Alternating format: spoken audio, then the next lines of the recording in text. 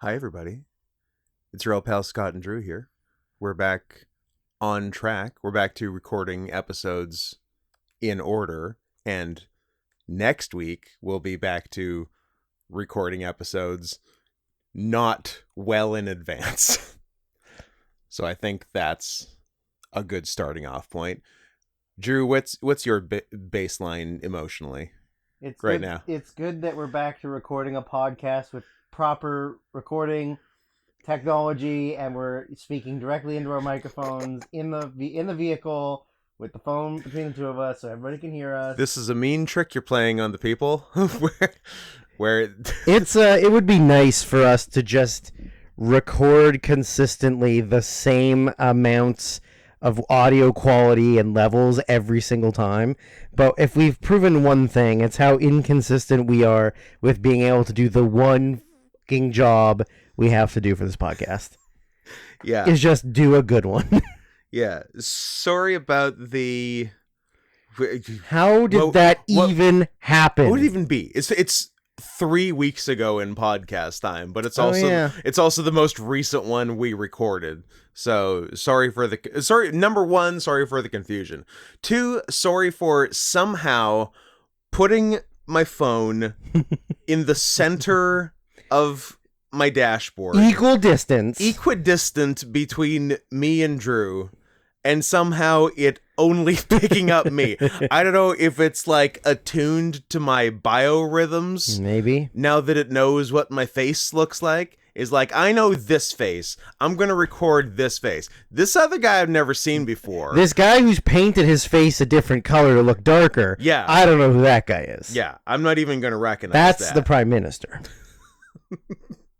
4-time champ. 4-time champ. Soon to be 5, probably. I don't know. No? Are we going to lose him? I don't know. We might. But, I don't know what the competition is, so maybe not. Donald Trump? Trump jumping the border to run Canada? Yeah. No, they already tried to have a Canadian Trump, and everybody shut that shit down. They did shut that shit. But he didn't have Trump race. No. He was just kind of a racist. Yeah, he was sort of just jumping on anything Trump would say. He would be like, "Oh yeah, that too. Yeah, me too. Yeah. I also agree with the wild and wacky statement you're making." Yeah. And they were like, "Hey, guy from Dragon's Den, get the fuck out." Yeah, I think we should do wacky races. Wacky races are back with just political leaders. What's John Chrétien up to? Can he do the wacky races? John Chrétien, all right, possible or RIP? Was 107 years old when he was elected. Yeah, but you remember when he beat the shit out of that guy that broke into his house? And also beat the shit out of the guy that broke into his house. Might be the only good French guy. Yeah, possibly. Who else is a good French guy? Marcel Marceau, because he kept his damn mouth shut. Yeah, well, he probably still stunk. He definitely stunk. Man, we had to deal with some stink yesterday. Look, there's wrestling shows out there, people. We're not going to beat around the bush. Sometimes, despite everyone's best efforts, a wrestling show happens. Correct. And sometimes we get sucked into going to one. And there's some people smell terrible, and I don't think you need to. I think it's an avoidable problem. I think a shower and deodorant most of the time is going to get you through the day. Well, and also just being aware that you stink is a problem. And this one, how are you not aware? I don't know. It was legitimately some of the worst BO I've ever seen. It was one, some of the worst, and two, bar none, the onioniest. Yeah, it really was. BO. It was strong onion. And I'm a man who likes onions. I ate onions. You fucking love onions. My most recent meal. Mere hours ago. And your last meal last night had onions. I added onions to a previously unonioned meal 2 days last in a row. night.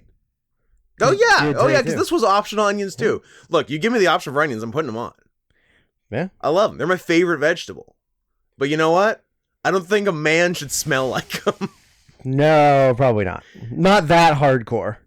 And no, I guess it's too specific what I was going to say. how can we do it? Let's say let's say the entire roster was out there during our match. So it could be anyone. Deal.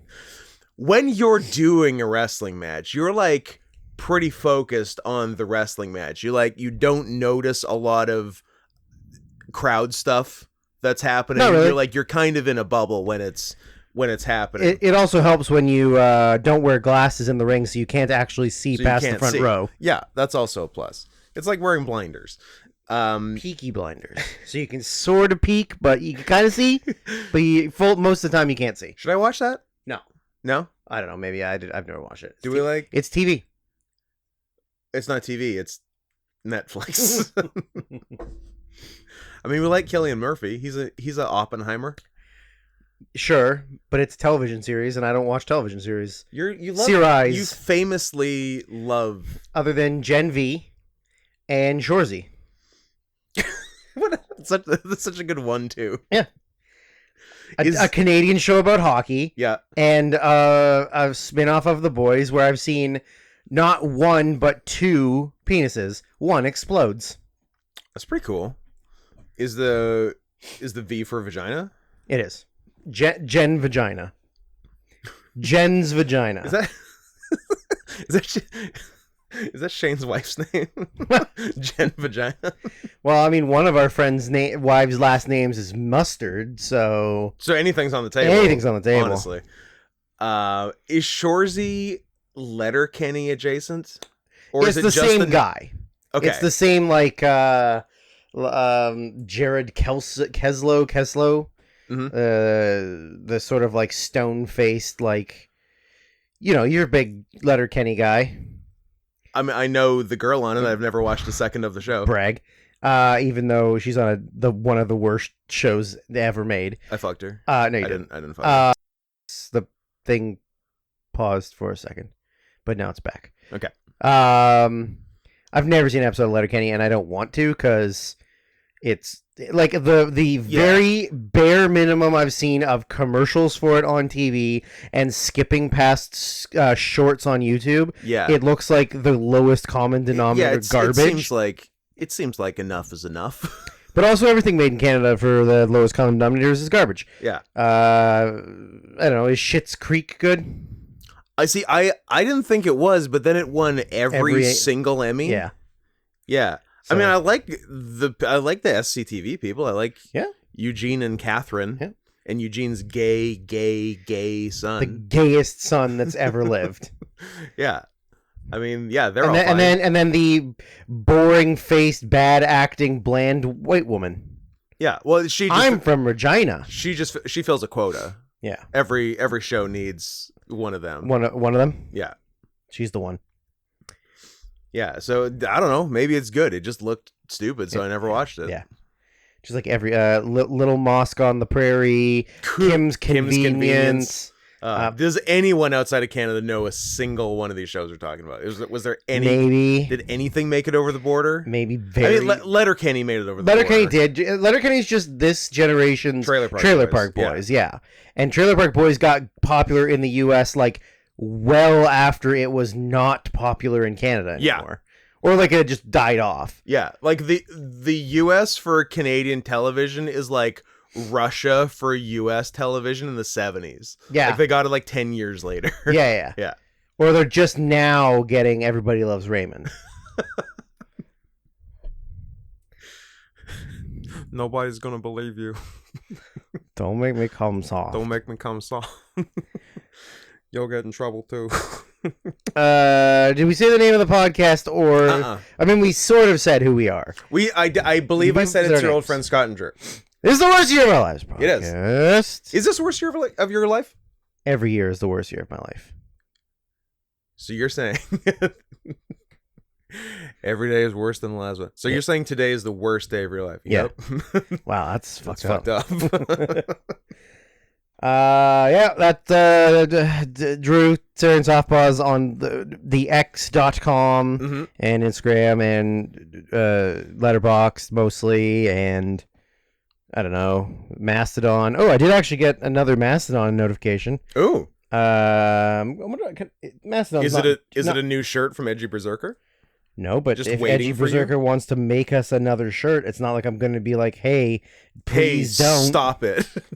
Please don't design us another awesome-looking design Yeah. that is our best-selling shirt. That fans love.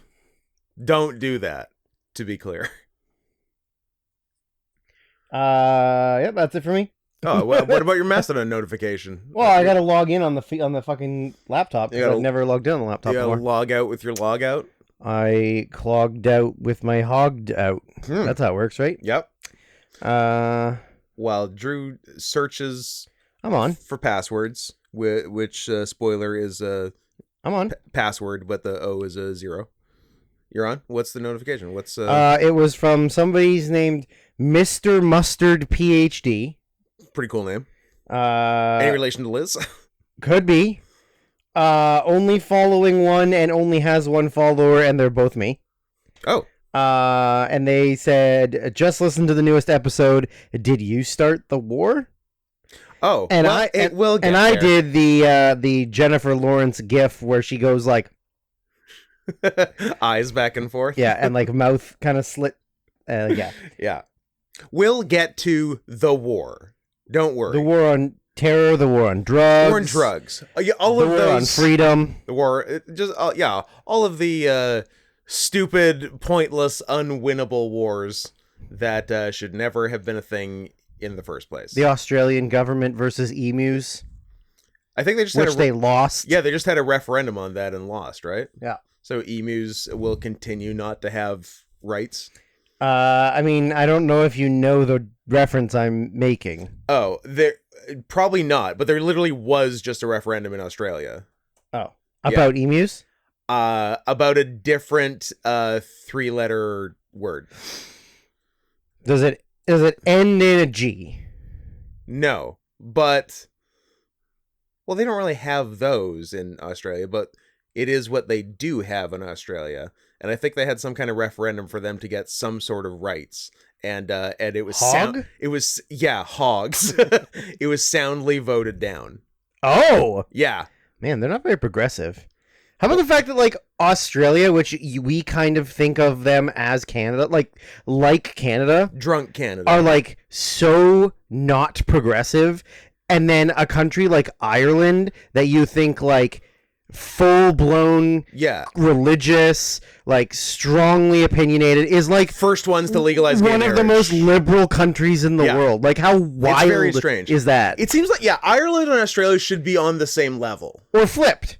Or Ireland flipped. should be strict and mean, and Australia should be chill about everybody Ireland fucking. should be strict and mean. That actually Just does like their fathers. feel better. Australia is all over the place though, because they're like, well, like they're all the bad kinds of liberal. Like they're all about censorship. Like nobody could buy Mortal Kombat. And also like there's restrictions on porn. Yeah. Like looking at porn. Yeah, you gotta pixelate the pubic hair. Oh, wait, that's Japan. That's Japan. And that's for sacred reasons, Scott. The gods respected you. The Shinto gods. Yeah, they respected you if you had pubic hair, which means you can't show You it. can't show it. But what's the actual Would you reason? say- I don't remember what the actual reason So is. would you say? Let's be serious for a minute. All kidding aside, would you say that pubic hair is the Mohammed of Shintoism?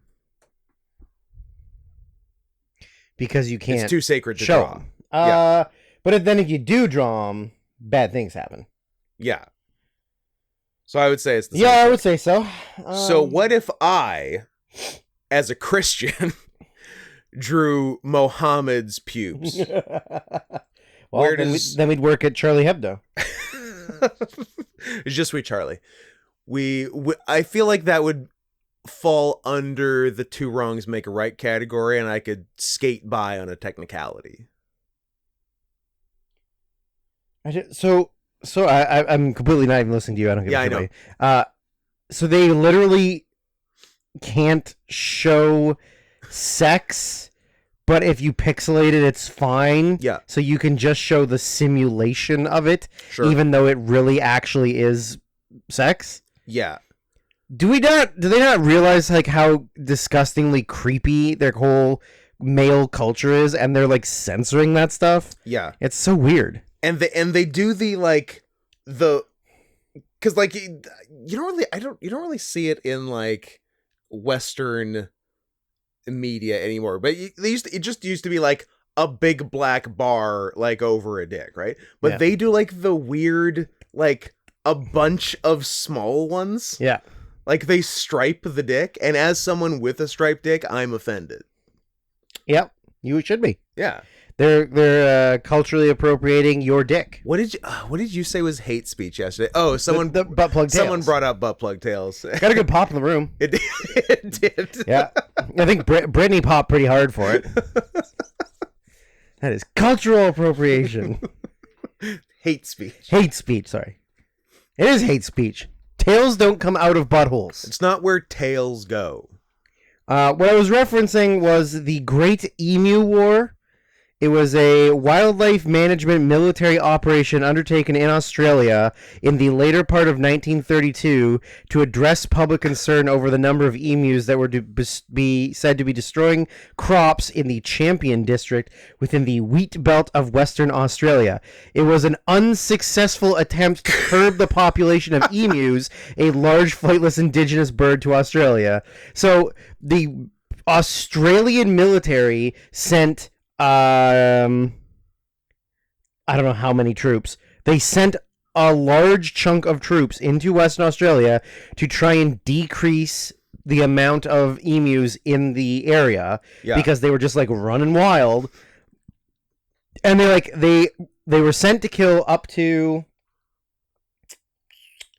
as many as 20,000 emus. Okay. They killed just under 1,000 and gave up because it was too challenging to like catch up to them, actually like find where they were, and then the emus just continued to like live on forever. So big flightless birds 1, dumb criminals from England 0.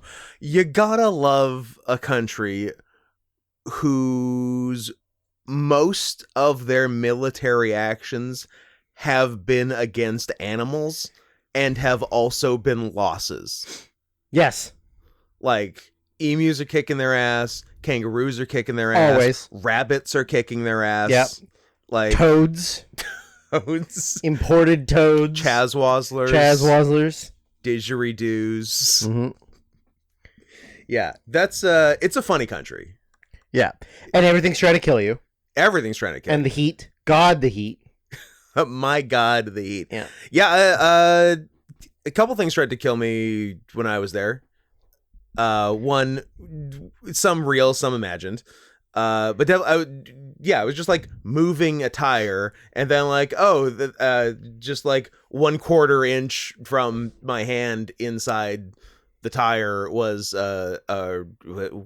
what's their scarier version of the Black Widow? Redback? The redback? Yeah, it was just in there, and then like almost bit me, and I almost like died in Australia. Wow. And then there was the what I thought was the decorative spider on the wall because it was too big to be a real spider, and then it moved, and then nobody cared but me. They're like, oh yeah, that's Steve. That's just the spider. Yeah, that's the spider. That's I'm like, his part of the house. I'm like, I'm sleeping here tonight. No, it's fine. He likes to cuddle. Well, this will not stand. No, that was truly. It was 1 foot. Wild. It was 1 foot. Like leg to opposite leg. It was 12 inches of spider. That's not okay. That's crazy. Yeah. But it wasn't one of the kill you ones, so nobody minded. Yeah. All right, it just looks scary. It's not scary. Yeah. Yeah, like the bite will only send you to the hospital. You don't instantly. Yeah, you're just gonna swell up drastically, but nothing's gonna happen. You're not gonna die. Yeah, you won't. Yes. So it's not like you're paralyzed. it's like worse than being paralyzed. The pain is real. Yeah. Oh, what a country. What else is going on? I guess I'm at Not Scott Henson on most of the important things. Your threads, of course. People are done with threads, right? That's. I don't even know that Threads took off. I think like a handful of people that hated how right-wing Twitter was becoming joined it immediately and then stopped using it. Yeah. And just went back to Twitter. Mm-hmm. I think you're the only one actively saying anything about being on Threads. Yeah. I don't think... Can we even prove... that it's not just run by Twitter? Threads ever existed? I mean, do you have it? You know what? I have a Threads notification right now. Saying that their company's shutting down and... I mean, it's Instagram, but... Hi, it's your old pal Threads. We never really existed. Threads, privacy check. Your privacy is important. If you have a public profile, remember that anyone on or off Threads can see your content, including your penis. Oh. You know what? That's good to know. Thanks, Threads. How many followers do I have? Am I famous on Threads? 4. A platform that does not exist? Exactly 50. Oh. Perfect. With how many threads? 1? 0. There you go. Yep. I would say that makes you very famous. It's pretty good. I mean, unless they're all bots, but... their names I recognize. Let's see. I have 16 notifications on Blue Sky where I've made one post. Someone responded to my one post 13 days ago. I'm going to go ahead and like that. Oh, someone responded to my one post 25 days ago. I'm going to go ahead and like that. And that's it for the Blue Sky update. Damn, I only have 30 followers on Blue Sky. I'm a piece of shit on Blue Sky. I'm going to have to focus all my energy on Threads. Tip to tail, piece of shit. Tip to tail, piece of shit. Oh, come on! Well, you didn't turn the speaker off. That's on you. What even? That's on you for not turning the speaker off. We're starting again. All right. Shut it off. I'll believe it when you click stop and then delete it and then we're recording again. I will believe it when it happens. What else will you believe? What would it take to get you to believe in the rapture? It to happen? Nothing short of that? Yeah. Yeah, me too, I guess.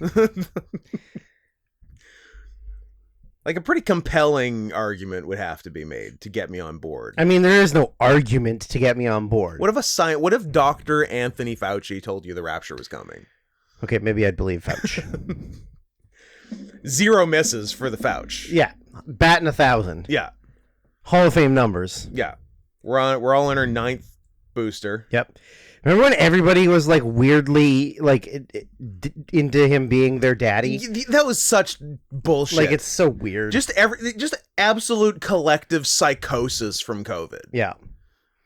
Yeah. Just because an old man speaks on TV doesn't mean you have to want to fuck him. That very true. Right? Very true. Yeah. Sad news in the world of entertainment. Piper Laurie? No, I'm going to fuck about Piper Laurie. Okay. Noted, very well-known 70s and 80s adult film actor Herschel Savage passed away. And he was let's say he played a role in a lot of the big things that early internet viewer me frequented. He's like a very, very Jewish looking, like, daddy type who did a lot of those babysitter porns in, like, the late 90s, early 2000s when I first got the internet. Okay. Was we lost him. Like a young Elliot Gould type? Yeah. Nice. Yeah. But we lost him. What if young Elliot Gould ever did porn? I mean, young Sylvester Stallone did porn. Italian Stallion, baby. Young Jackie Chan did porn.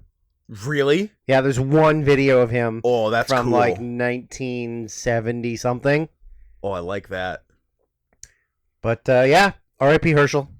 I got a lot of my stroke from you, from watching you. Nice. Yeah. Yeah. I mean, he won some AVN awards. He was an AVN Hall of Famer. AVN, anus, vagina, N-word. I get it. You know what? You tried, and that's all anyone can ask of you. Exactly. Like, not every, like, speaking of Hall of Fame averages, not everything's going to be a home run. Mark McGwire struck out a lot when he was jacked up out of his mind on steroids, cocaine, and methamphetamines. But he was out there taking cuts, God damn it. Yep.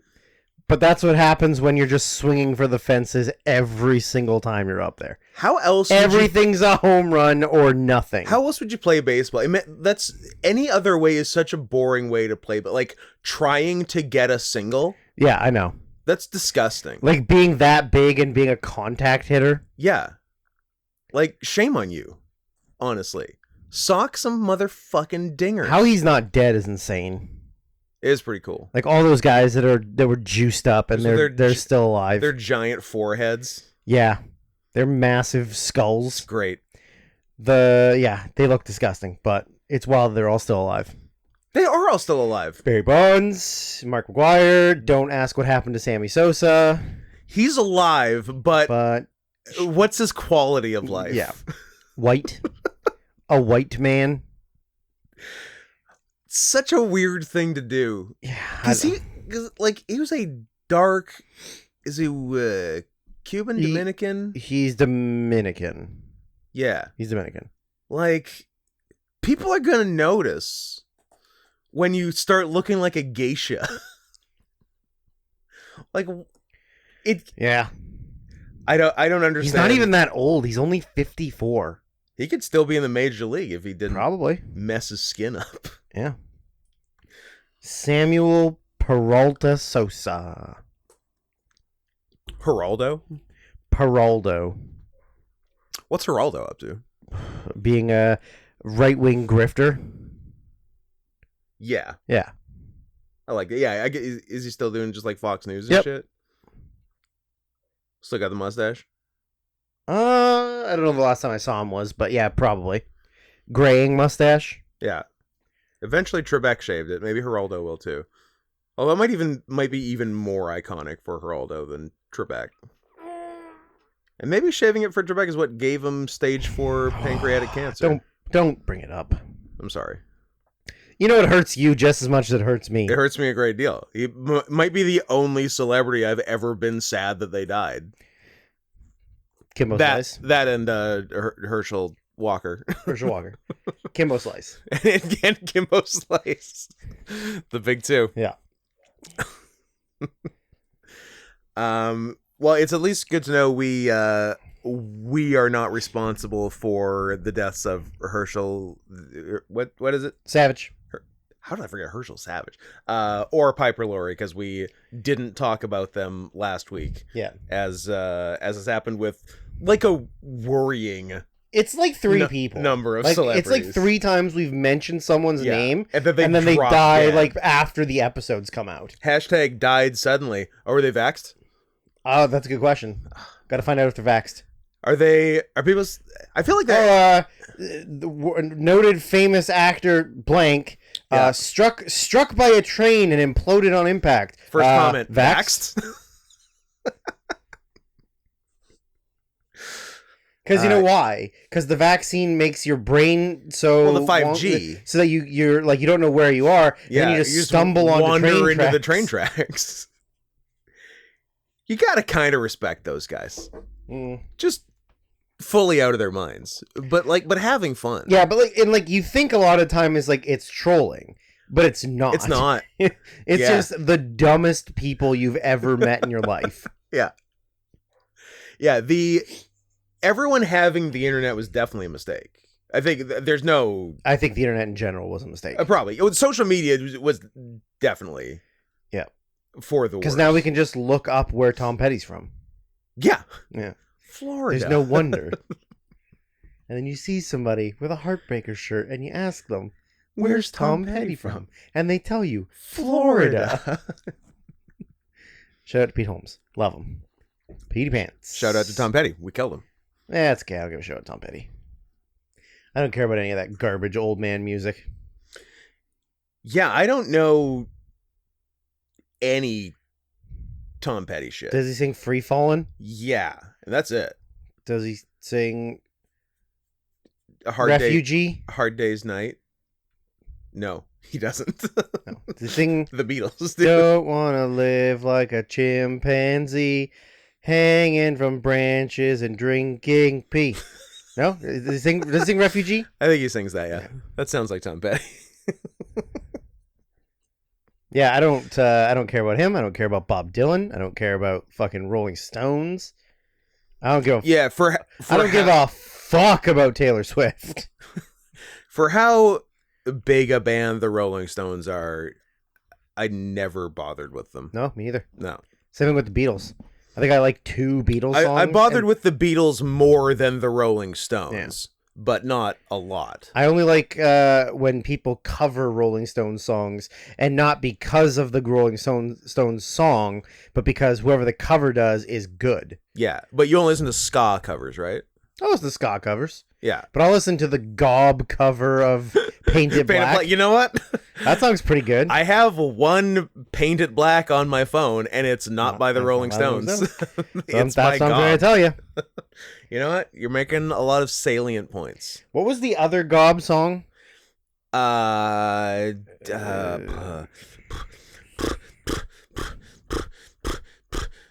Well, I got my phone right here, so I'll fucking. Yeah, I was gonna say, I can only think of like some 41 songs that I assume. Yeah, there's a lot of are Gob songs. Also, stylistic Gob's crossover. Canadian, right? I believe Gob is CanCon, so once again, I'm guessing nobody knows So we filled the quota. who or what we. You know what? But that's true. Look, whether the general audience has any frame of reference for what we're talking about or not, we are required by law to talk about 35% Canadian content. Yeah. Gob, on my phone, we got 2 Toronto, songs. Ontario, Canada. Give Up the Grudge. Better Shut Your I Mouth. thought that was him, but then I was like, no, that's some 41. Yeah. Oh, that is the song. It was in one of the NHL games. Oh, also, I Hear You Calling. Ooh, I like that song. I hear you And that music video is pretty calling, fun. calling It's like for the me Night out of the Living Dead night. kind of thing. Yeah. Yeah, I like that song a lot, actually. And get this, I've got a third Gob song. Well, we already on my know phone. 3. Oh, sorry, pardon me. A fourth fourth. Gob song. Ming Tran, which I think is racist. Probably. Yeah. Do I remember that one? The That only one's like later, right? The same album as Give Up Give the the Grudge. Grudge? Oh, okay. 2003.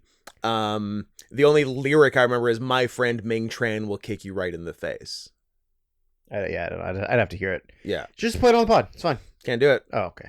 Can't get sued by Gob. Gob? Yeah. Yeah, I'd rather get sued by Big Wreck. The Oaf is a fucking banger song. Yeah, absolutely.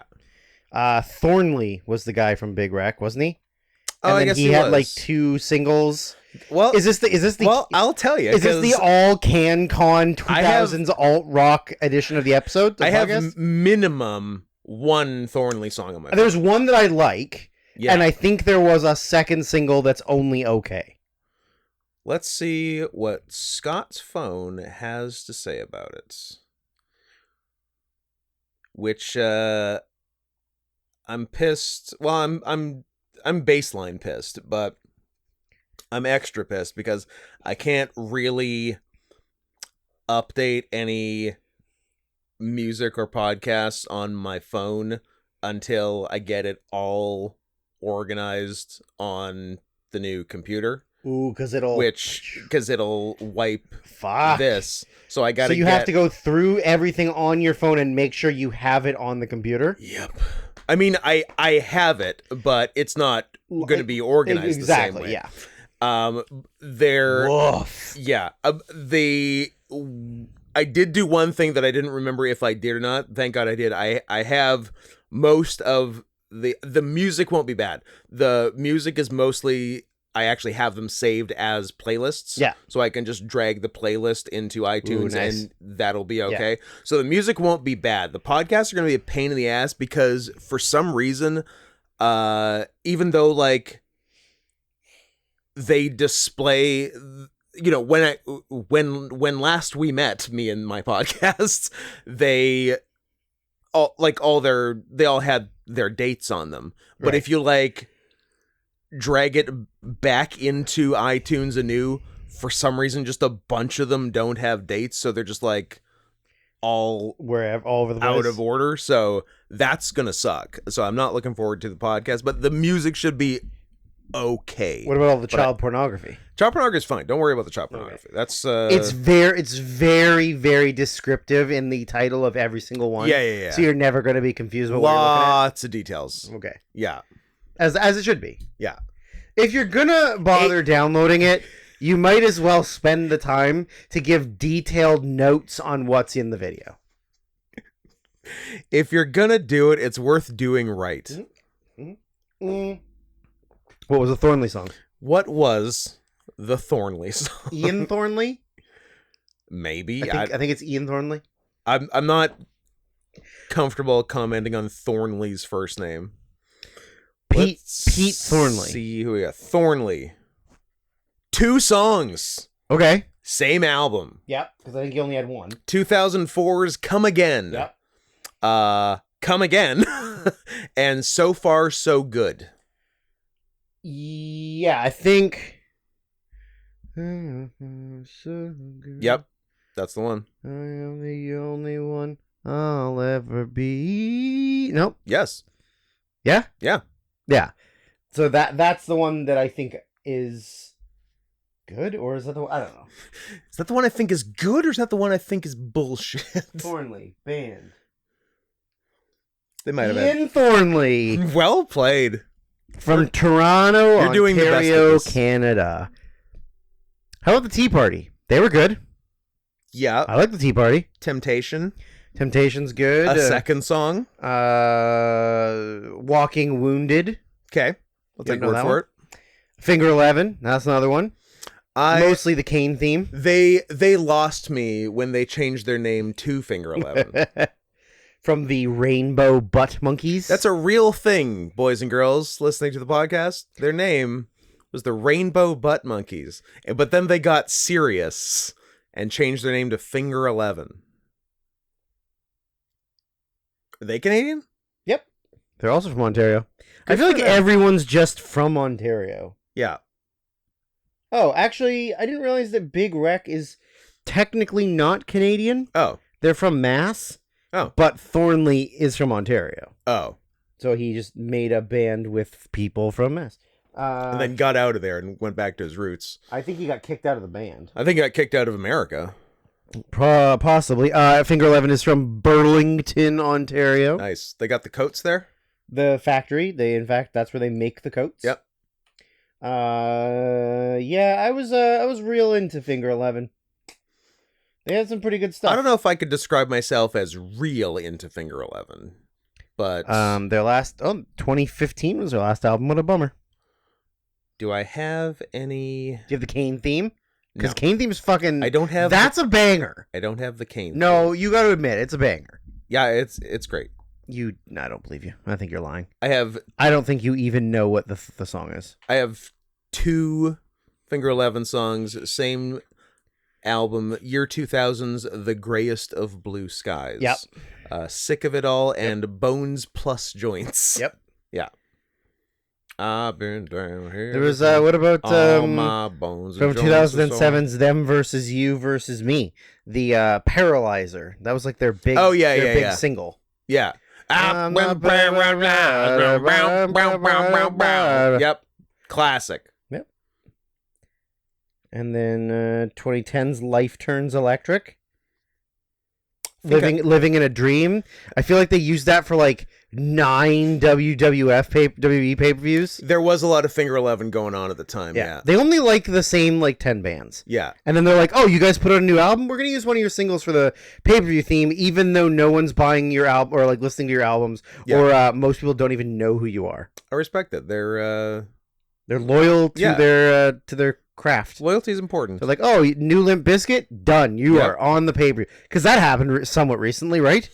Like maybe like in 2018 or something. Yeah. Then Bizkit put out a new album, and then one of their songs was the theme for an NXT pay-per-view. Yeah, because did he put out an album in conjunction with The Fanatic?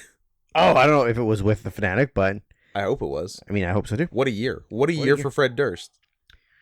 Yeah. I mean, the CanCon alt rock music from the early 2000s as that's what I grew up on. I was raised on the dairy bitch. So as I was saying in the first 5 minutes, No, you weren't.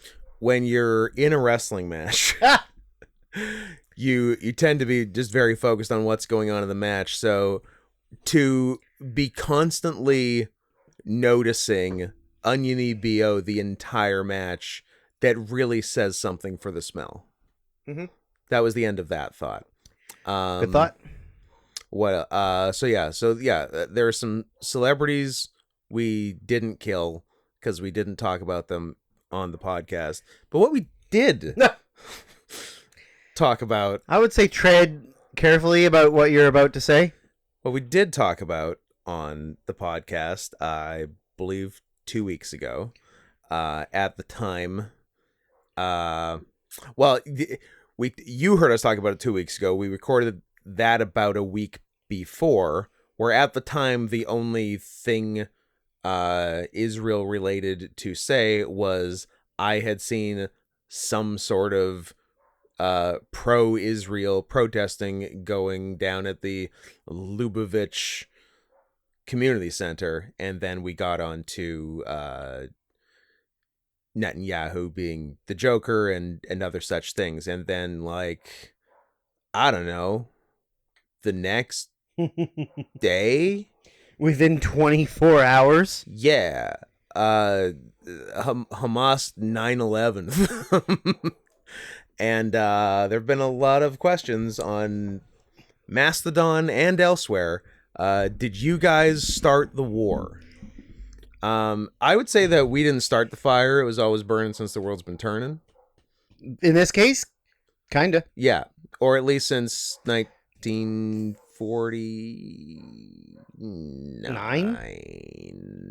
Yeah.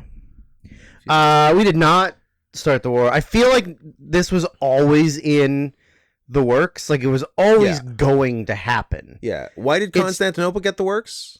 God. It's nobody's business but the Turks. That's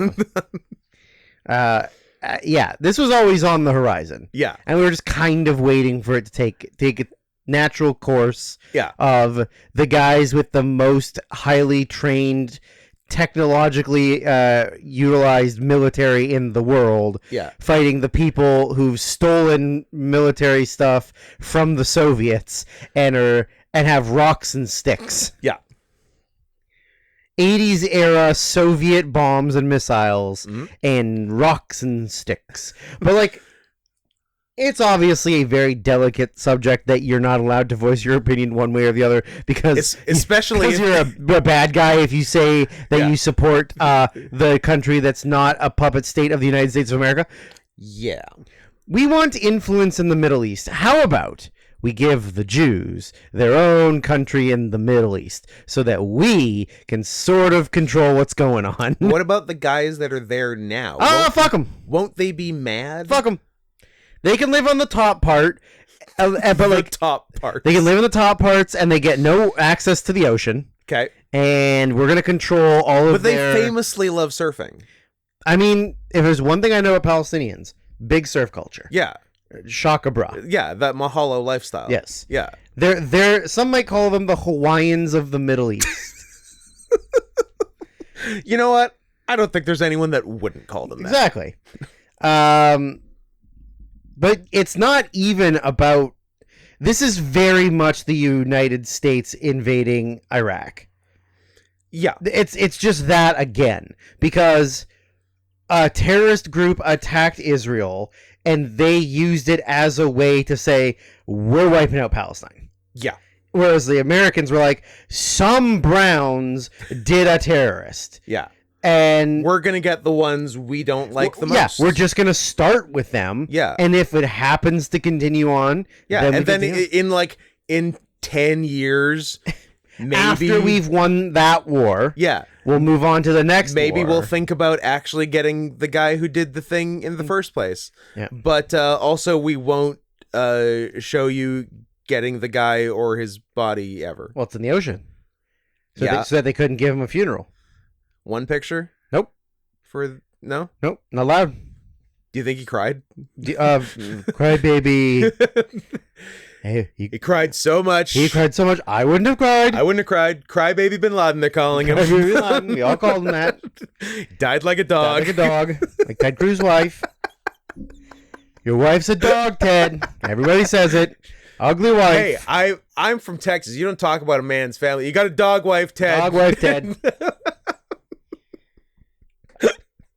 But yeah, I mean, the whole, like, the thing, I don't know if it's just that people are so unfamiliar with the history of that region. Yeah. They are blinded by the fact that the Palestinians are Muslim. Yeah. Or they're afraid to say anything anti-Israel because it makes them look anti-Semitic, or because, like, they're an ally of the Western powers. Yeah. Like, it's kind of all three, but, like... A lot of it is people, like, not knowing anything about it, I think. They think Israeli, white, good guys.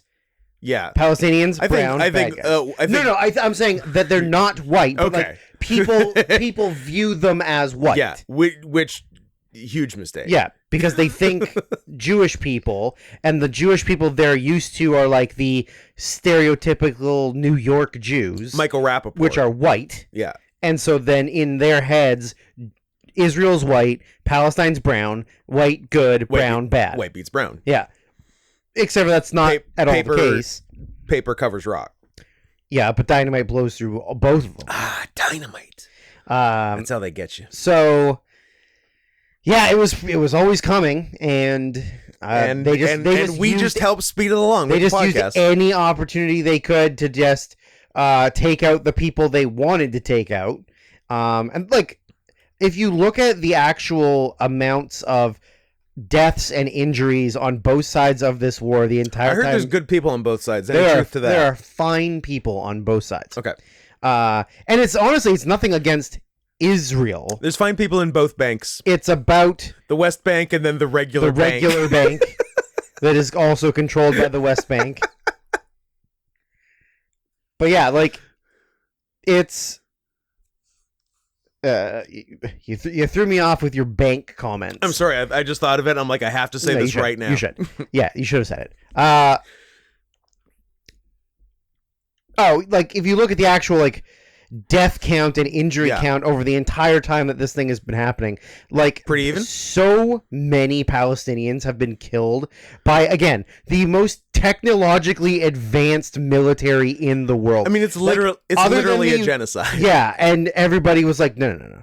They're killing the terrorists. Oh, you mean the, like, 80 guys who invaded Israel? But no, it's like the 2 million people that had no idea that those people were even in their country, probably. Yeah. And now you're bombing entire... I think it's the same way that Russia's killing the Nazis in Ukraine. Or the gay demons. Also the gay demons. Let us never forget. But yeah, it is insane.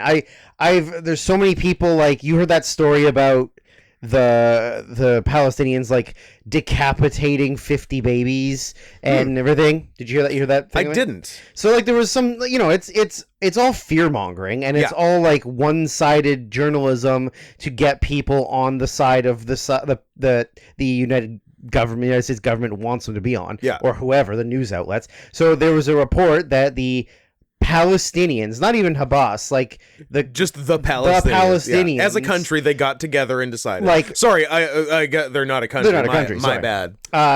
Just like Taiwan, and they does China own Palestine? They own Palestine. Yeah, little known fact. The British owned it for a while. Yeah, and then every 50 years they're supposed to swap it back over. Except for now they're not going to swap it back over. And it just belongs to China. Let's trade Palestine for Hong Kong. Deal. That'd be fun. So wait, so Hong Kong stays with China forever, and Palestine is part of the UK? No, the other way. Oh, Hong Kong is forever. China gets Palestine, and Hong Kong goes back to being a British protectorate. Okay. Yeah, no. China, I don't give a fuck about what China does. You can't say that on the podcast. Oh, I would like to apologize to all of the people of China, including Taiwan and Hong Kong, who are Chinese. You're just going to have to apologize again. No, I'm saying they're Chinese. Oh, sorry. No, they are part of China. No, you got it right. Yeah. That's the official stance of the podcast. But yeah, so it was that they'd overtaken a village. They kidnapped and rounded up all these people, and then they were like decapitating babies. And then there was no news outlet anywhere in the world Yeah. that had reported it. And it was a reporter who was in Israel for, I don't know, some British news source who had overheard soldiers like say something about it, but then there was no bodies there, like nobody had said anything about it. Yeah. But of course it picks up. Sure. So then everybody believes it. Yeah. Well, in Michigan, they're putting litter boxes in the gender neutral bathrooms in the elementary school for the students that identify as cats. Yeah. Yeah. That's real. I don't understand your argument. That was a real thing. Yeah, that's a false equivalency. I apologize. Yeah, so it's like the amount of people that are just so unwilling to search for real information. Yeah. Like they're just Google maybe Palestine not bad guy. Or even just like you see a news story on Facebook, Instagram, or like Twitter, whatever, and you see it, you go, okay, I'm gonna go to Google or Bing, and just preferably Bing, and just see what the first 2 or 3 articles come up when I type in this exact thing. Yeah, and then you'll see like, oh, they're like blah blah, a false report, no proof that blah blah blah. Yeah, but like it's insane that they're doing that kind of stuff. That they're not even willing to have two sides of a story before they'll just leap to conclusions and make somebody a bad guy. Yeah. Yeah, well, it's tough when they're Muslim. Although I feel like on the whole, I think we've been kind of done with Islamophobia. Kind of, yeah. It's not as prominent. Like no one's scared of like terrorists anymore. No, and like, Al Qaeda's not even like, they're in charge of a country, but they're not even and they're doing a great job. They're doing better than the US did. I don't know it is the natural order. That is the way Afghanistan is supposed to be run. I think it's extremely clear. US was there for 20 goddamn years. They pull out 6 hours. Al Qaeda has like built an amusement park. What? You're gonna leave me hanging on this? I'm distancing myself from your statement that Al Qaeda is running the country properly. They're running the country. Part of that statement is true. Look, I don't know if it's the best. It's definitely not the best for a large group of people. Yeah. But I do think it's clearly the way it's supposed to be, for better or for worse. I just don't think that the United States ever went in there with the intention of running the country. No. So when you go in and you put in your own regime, but you're not actively there to make sure they maintain control of the country, you're not really helping. Right? No, I think most people would agree they were not really helping. Yeah, I mean, it's not like there was ever this belief, I think, from anyone that like, oh, once the Americans get in there, they'll run this country perfectly. They're so good at running their own They're country. awesome at running countries. Yeah, it's not like their whole country is the most divided it's ever been since the Civil War. Yeah. And like, they'll do a good job running this Middle Eastern country that's on the other side of the world. Yeah. That's full of heroin. Full of heroin. Just brimming with opium. Yeah. But it's a real sticky situation. Like, I hope it doesn't turn into a full-on war, because then of course there's talk of Iran getting involved because they'll support Palestine, and then if they get involved, then that means like a lot of the other Middle Eastern countries would probably maybe view their alliances with them over the West, and then we're right back into another fucking Gulf War. Yeah. It would be fine with me if that sort of went down as you described it, but then just like the West wasn't involved. Sure, if you're not there to deal with it, then... Yeah. But do you really think that the West is going to let Israel get attacked by the... No, right? That's the problem. Like, I don't think you can have one without the other. Yeah, no, I think it would just be cool. Sure, I agree. Yeah. If the entire West cut ties with Israel, and then every Arab nation ganged up on them. Yeah, but That's a best case scenario. But 1000% there's a heel turn or face turn depending on how you look at it. Well, that's just within that alliance. That's just good storytelling. Like there's no way that Iran and Iraq, one of them isn't turning on the other one. Yeah, for sure. But not to join the Western powers. No, just to be just because they're like, the all of your military is over there fighting. Yeah, we're gonna come fuck up your country. Like there's no way that doesn't happen. No, that happens 1,000%. And then who knows what the Saudis do? Like the Saudis just play back. They're like, no, we are a progressive nation. Progressive cities. Women have been driving here for nearly half a decade. Yes, progressive. So you're welcome, the world. You're welcome, ladies. And then all that shit would happen, and then Saudi Arabia would just be like, well, you know what, Crown Prince of Iraq. I don't know. We're gonna buy your country because you have like nothing left now, and we own Iraq now. And they're like, oh. Sure. I would love to start seeing some country buying. I think Saudi Arabia could do it. Yeah. Yeah.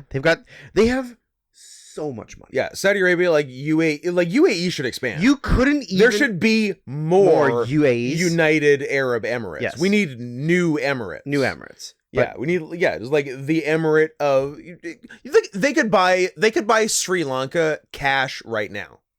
Yeah. Easy. They could have Ceylon. Sure. They have Madagascar. Ooh, with the lemurs? The lemurs.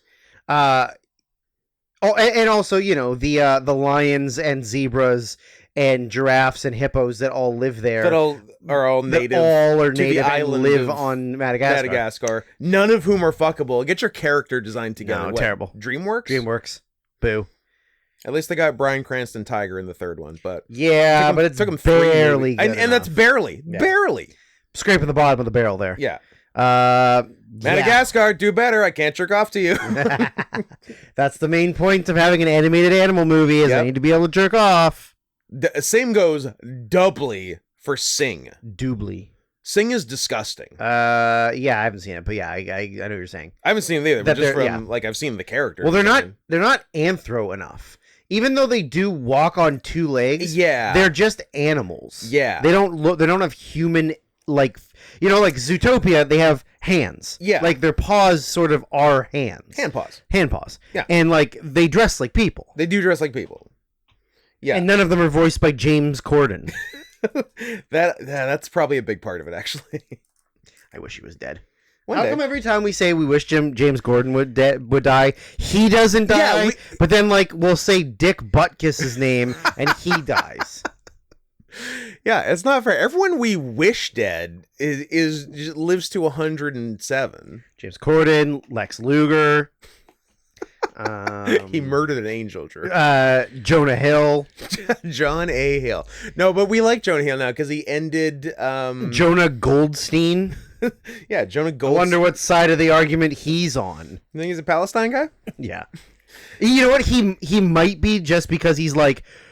different than like the regular, like Hollywood doesn't like I'm an outsider in an insider's world. Hollywood bad boy Jonah Hill. Yeah, so maybe he would be pro-Palestine, which funny. Makes me pro-Israel because I hate Jonah Hill. Is that the one thing that would turn you pro-Israel? Yeah. Yeah, if Jonah Hill came out as a proud Palestinian supporter, I would switch allegiances so fast. How about his cute sister Beanie Feldstein? I like Beanie. Would her stance sway you in either direction? No. Just her dumbass, disgusting, homeless-looking brother, who's a master manipulator. Look, he got Kanye to stop being a Nazi. For now, he'll be back. Scott, you can take the boy out of 1942 Germany, but you can't take 1942 Germany out of the boy. That's true. Speaking of which, everyone go see Zone of Interest when it becomes more widely available because. It's good and is finally a movie from the Nazi point of view. I mean, Downfall is kind of a movie from the Nazi point of view. Yeah, I guess that's... Yeah. I do like... Is this a good thing to say? I do like movies where you only see the Nazis. Yeah, I like the movies where it's like following Hitler around in his day-to-day trail, and he's like, I'm going to go over here, I'm going to have breakfast, then I'm going to decide what we're going to do with this group of people, and then maybe I'll take a nap in the afternoon. And I'll paint something. Out of my own blood and cum. Darby Allin Darby as Allin. Hitler. Darby Allin, worse than Hitler? Question mark. I don't know. Maybe. He did try to kill himself. Yep. In the same, less successfully. Garfield von Kaiser messaged me on the X.com, DM'd me. Garfield, I'll be shipping your T-shirt on Monday because I received it last night. Nice. It's a worst year of our lives shirt. Ooh. That because I don't keep stock of those. Yeah. And I'm like, well, you can just get it on the site. But he's like, but I want you to send it. and so funny. I ordered one with the bulk order, and it is in. You know what? It's in your sister's bedroom right now. Gross. He messaged me and he said, just listening to the review of Wrestle Dream. Mm-hmm. I can't tell. Sounds great. I can't tell if you like or don't like Darby Allin. He asked me. And I was like, no, I think all 4 of the 4 pillars fucking suck. And he's like, even MJF? I'm like, yes, even MJF. He's a fine entertainer. Mm-hmm. I think he's an okay wrestler, but he's nothing like amazing. Yeah. He's number 1 of the bunch. Yeah. But I guess Sammy's too. But also you hate Sammy. But also I hate Sammy. I also hate Sammy. But like I also hate Darby, and Jack Perry's actually the worst one. Yeah. Like as far as like wrestling ability. And might not have a job anymore. I don't know. Who knows? He didn't threaten Tony Khan's life. No. So he might just be on timeout. I guess he's on TO. Yeah. But the answer is no. I don't like Darby Allin. I don't like Sammy Guevara. I don't like MJF, and I don't like Jack Perry. Who do you like? Cuts that hurt. Reverse dildos. Meat with fat. Well, I can't argue with any of those. Those are all good. Yeah, so we did not start the war. Completely coincidental. However, we can approve of the war if it goes the way we want it to go. Yeah. Can't say which way, but I'm sure that you can piece it together. I don't want an audio clip that YouTube can find of me saying, this is who I want to win this war. I support this country. Because that's how you get kicked off of YouTube. I don't care who wins. I just hope both teams have fun. Scott's a fan of the sport. Yeah. Just love the sport. Love of the game. I got no skin in the game. Just want to see everybody have a good time. Also, I want Palestine to win. I'm glad that wasn't me. That was, I threw my voice. Glitch! And made it. Clip it. Clip it so I can post it on X.com. Here's Scott's opinion on the Palestinian-Israeli conflict. I'm not saying it. What did I say? I can't remember. No, you remember. No, I forgot. You fully remember what you said. Read it. Run it back to me. No. You won't go on record? No.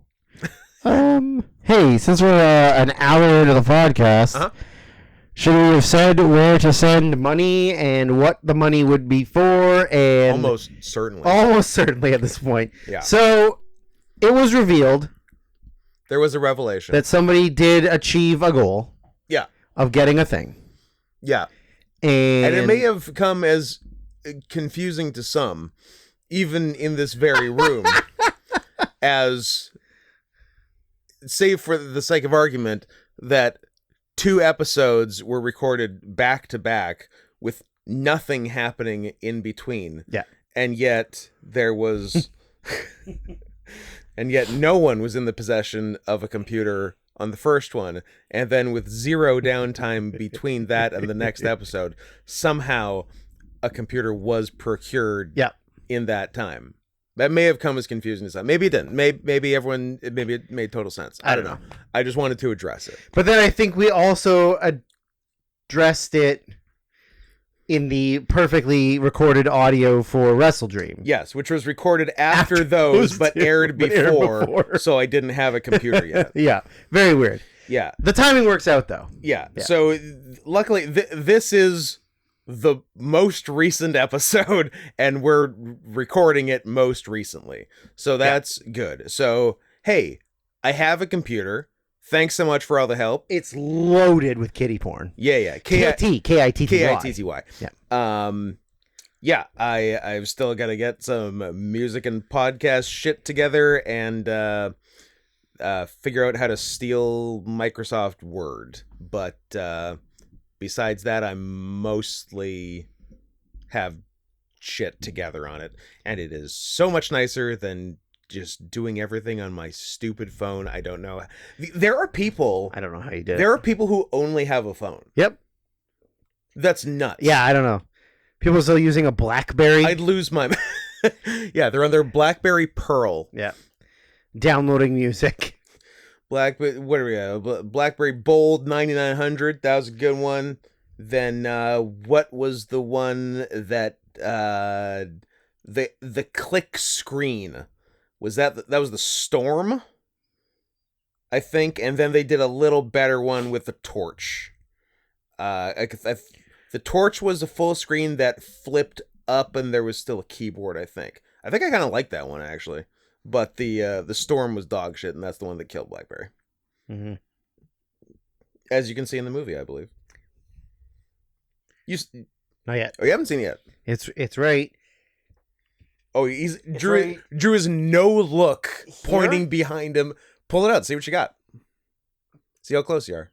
Oh, I was very close. Yeah. Where the fuck is it?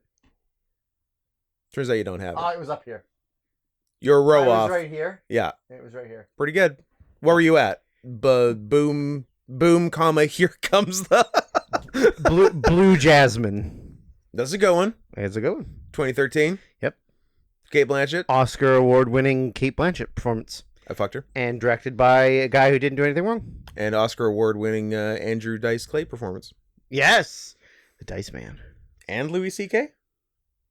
Is Louis in it? I don't know. I think you're making that up. Could be. Then I think you're lying about your love of Louis C.K. I would never lie about my love of Louis No, C.K. me neither. Remember when you make that bad movie about his daughter fucking Harvey Keitel? Yeah, it was okay. It was fine. Then he made another one that nobody... Where he fucked somebody's daughter? People saw even 4th of July? Well, no. 2021? Pootie Tang? Pootie Tang. Pootie Tang 2?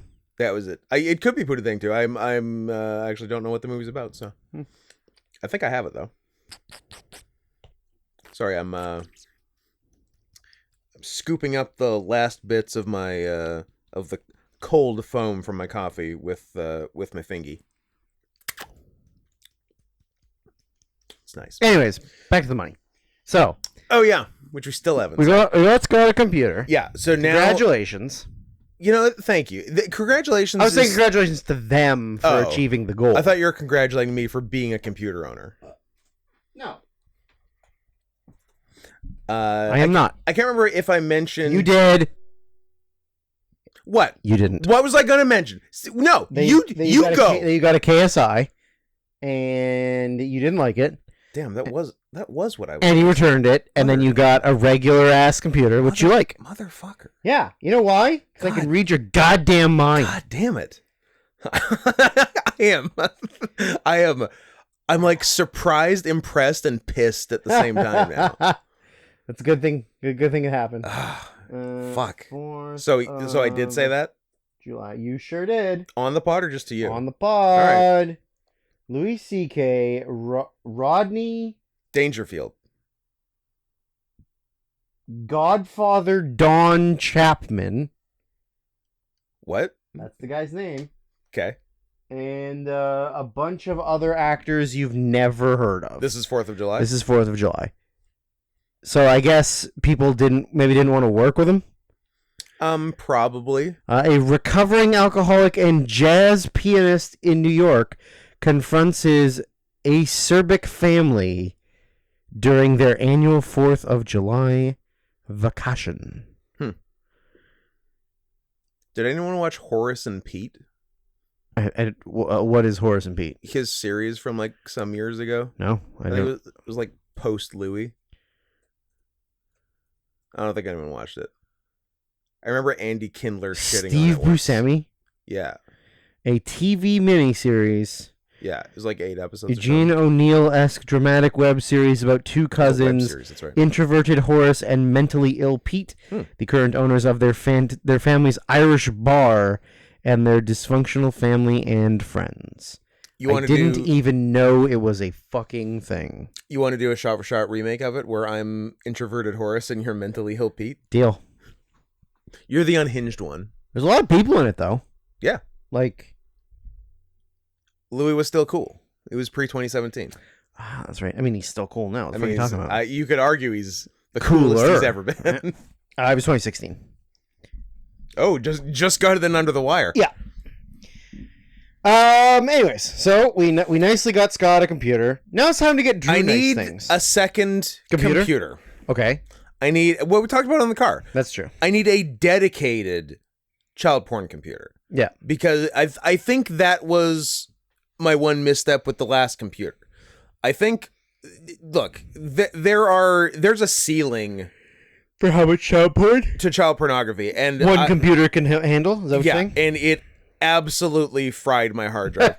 So I believe the last time we recorded here, which would be 12 episodes ago. Yeah. Oh no, because the ones we recorded here actually happened after the car. Yeah. So maybe last week for all I know. Yeah. I got the live on pod data recovery. Right. Best Buy data recover people saying tier 1 didn't work. We can try tier 2 for $600. Yeah. And I said, no, that's okay. So I got it back and took it to a NCIX. NCIS. I took it to NCIS, and Mark Harmon retrieved all of my data. 1972's handsomest man of the year. I took it to a private data recovery place, and they like ran a diagnostic on it or whatever, and they're like, there's electrical problems, there's firmware problems, there's everything, but we could probably do it for $1,100. I'm like, I guess I'm not getting this data. Oh, sad. That's unless I don't know if somebody sent me $1,100. So you can send that to paypal.me/notscottenson. And what, you wanted something too, you greedy pig? Haven't you gotten enough? Oh, you mean the guy who was nice enough?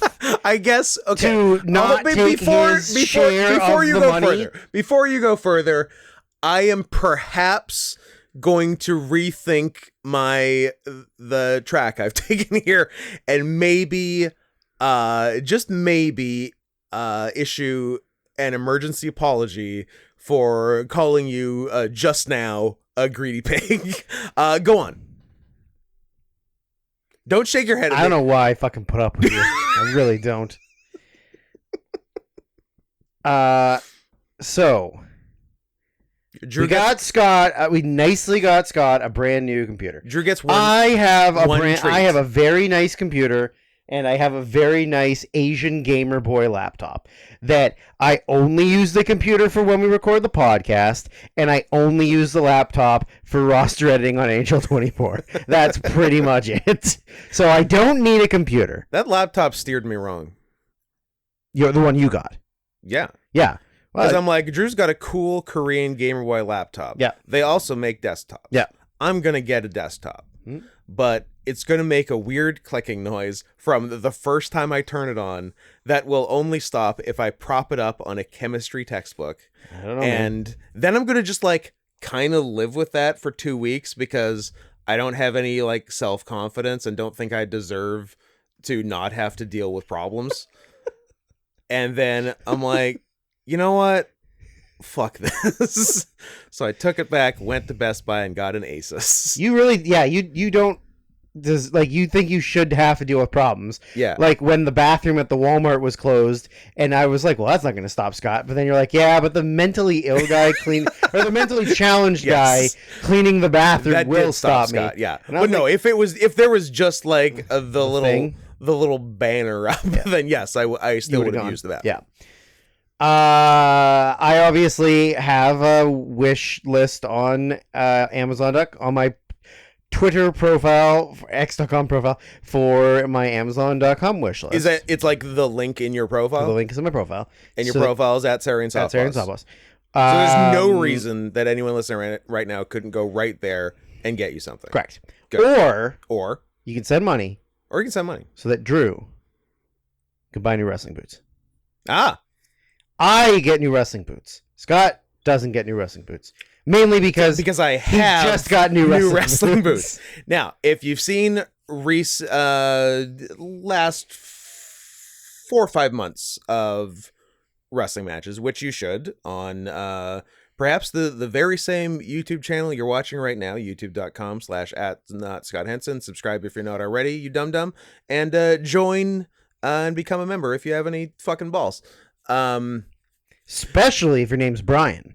Yeah, we're a pro-Brian, pro-Palestine podcast. Yeah. Isn't it nice to be lumped in with Palestine, Brian? That's right. You, Brian. I'm talking to you. Brian. You're basically Palestine to us. Which is a good thing. Which is good. Yeah, let's be clear. Yeah, so yeah, if you've seen recent wrestling, you've seen a change in my boots, a return to form, perhaps, because I've gone through 3 boots in the last decade or so. The first were the boots the regular wrestling boots I had that I then got modified by a mascot maker to look like kitty feet bursting through the boots, which I love the look of, but were extremely bulky. Yeah. Because it was all this stuff on top of just pre-existing boots. So it was like having size 17 paws. Yeah. Yeah.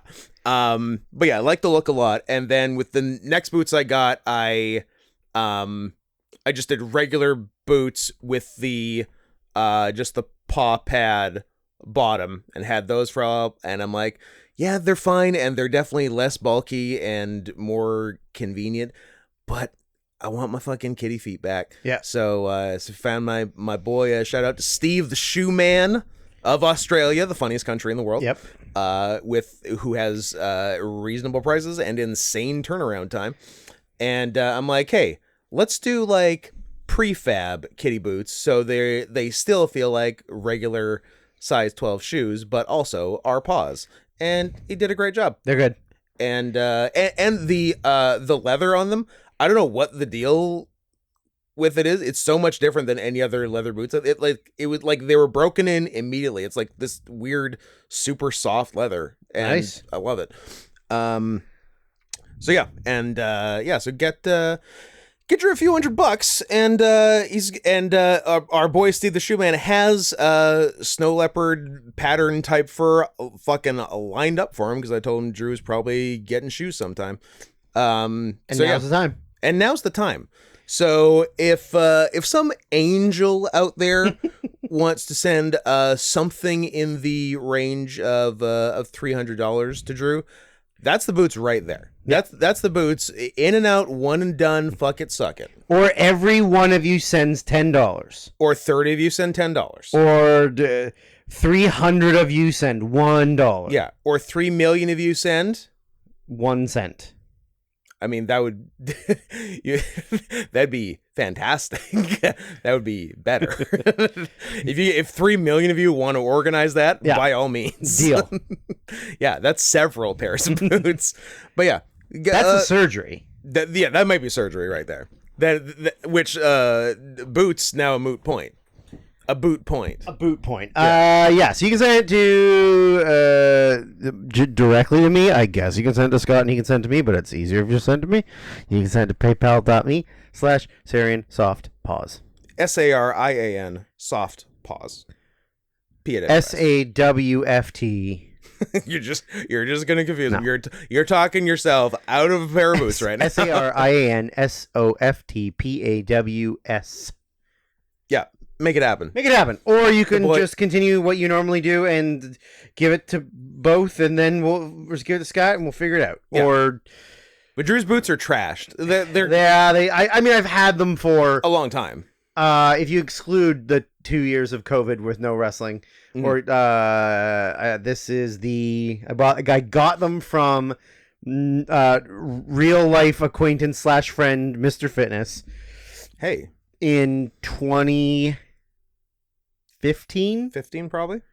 Yeah. So they've seen a lot of up and down the roads. You're in the Obama administration. Yeah. So it would be nice to get some Yeah. Some new ones that fit me a little bit better. And they got holes in them. Just one hole in the covered back. with electrical tape or duct tape. No, that was just the Bumbershoot. I didn't do that last night. But yeah, there's one. It's squalid. The seam at the back of the right boot, like at the heel, at the Achilles, has come detached from the back piece. It's a so mess. there's a hole about, I don't know, an inch and a half. It's a fucking mess. And putting my foot in the shoe, the boot, is always a concern because when I put it on, my heel goes right to the hole, and then I have to pull it over my heel. Yeah, and I'm afraid that one day I'm just gonna pull it on and it's just gonna rip all the way up. I have two halves of a boot. I mean, I do have amateur wrestling shoes that I also can wear, but they are green. I was gonna say, are they bright green? So they only match one set of my gear. Yes. And also, as much as I always say I want to get, I'm like, I want to wear kick pads and amateur wrestling shoes. Because you're a Taekwondo black belt. Because I was a Taekwondo brown belt with 3 stripes. I think I do like boots a lot more, like the look. Boots are good. Yeah, the presentation of the boots. Yeah. Although I did also almost wrestle in running shoes yesterday because it was very comfortable. Oh man, it was so nice. It was so nice. So we, I don't know if anyone's heard, we're the new SOS World Tag Team Champions, and of the World Tag Team Champions of the world, and we figured we should get pictures of us with the belts to use for promotional purposes that aren't us bleeding and wearing street fight clothes. Yeah. So even though we were match 7 of 8 on the night, which I feel like is going to be a trend as long as we're champions, and maybe just forever, because if we're in the first half, the crowd leaves at intermission. It sounds like a joke, but it is true. I mean, there is a large portion of the crowd that is exclusively there to watch us wrestle. Was it the August show? It was the August show. That was... The main event was something for the world title. Yes, and nobody saw more it. Than I would say 55% of the audience was gone after our match, which was before intermission, and the remaining crowd was so dead that Scott and I, standing at merch, were the ones getting the crowd. Yeah, we had to because we felt bad that everyone left after us. We're like, well, I guess the least we can. I guess the least we could do is try to get some heat going ourselves. Yeah, for a world title match. Yeah, that should already have its own heat. Yeah. So sorry about that. But it sounds like a brag or us stroking our egos. It's just but candor. We are the most over people in the company, and we bring in the most people. Yeah. And we sell even last night, barely anybody had merch. Yeah. And we still sold. We were crushing a million shirts. Yeah. 10 million shirts. Yeah. I mean, but we donate all our shirt money to the Havas, the Travis Foundation. Who's why can't I think of the name? Connor's Cure. No, is it Tyler?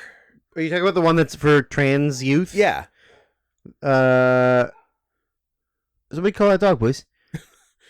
Trevor, the Trevor Project. Trevor Project. We donate everything to the Trevor Project. So if you're thinking why can't you just fucking buy boots with your shirt money? That's why, because Trevor needs it. Trevor, for his surgery.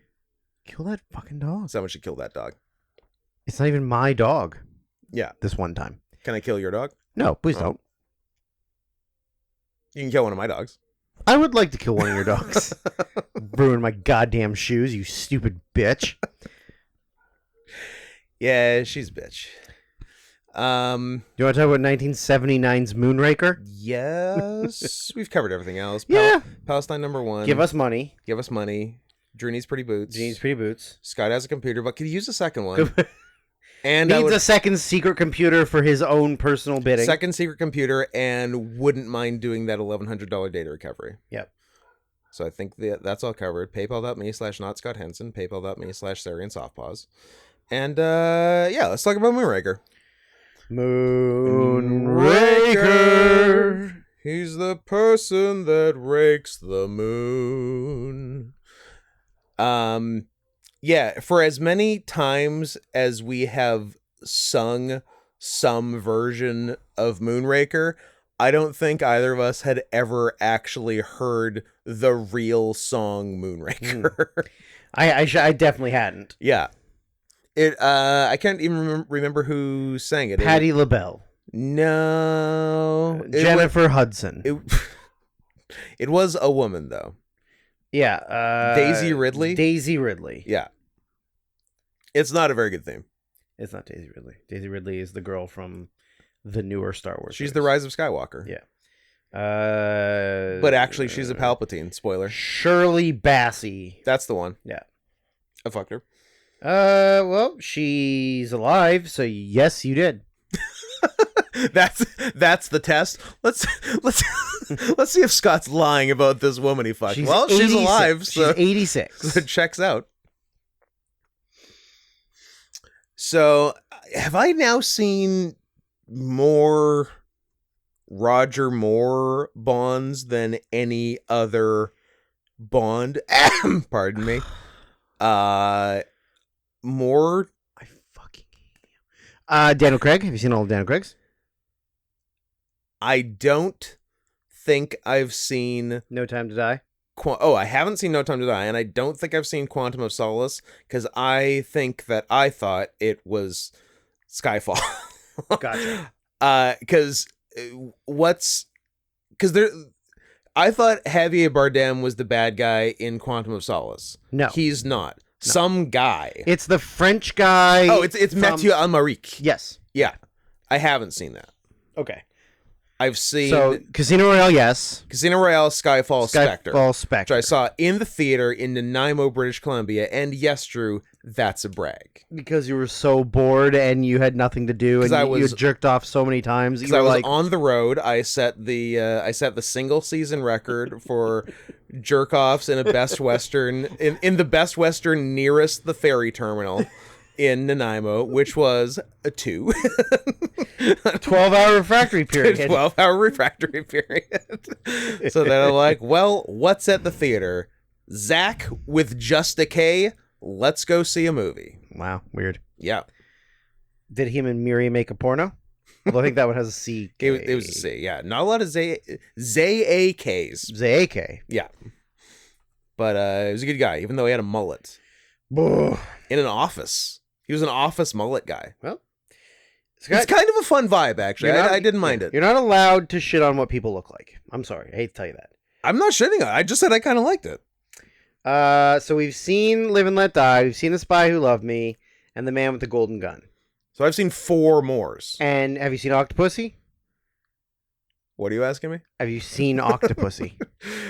Have you seen A View to a Kill? Have you seen For Your Eyes Only? No, but okay. I keep expecting to see For Your Eyes Only because after every Bond they tell me it's the next one coming, but it never does.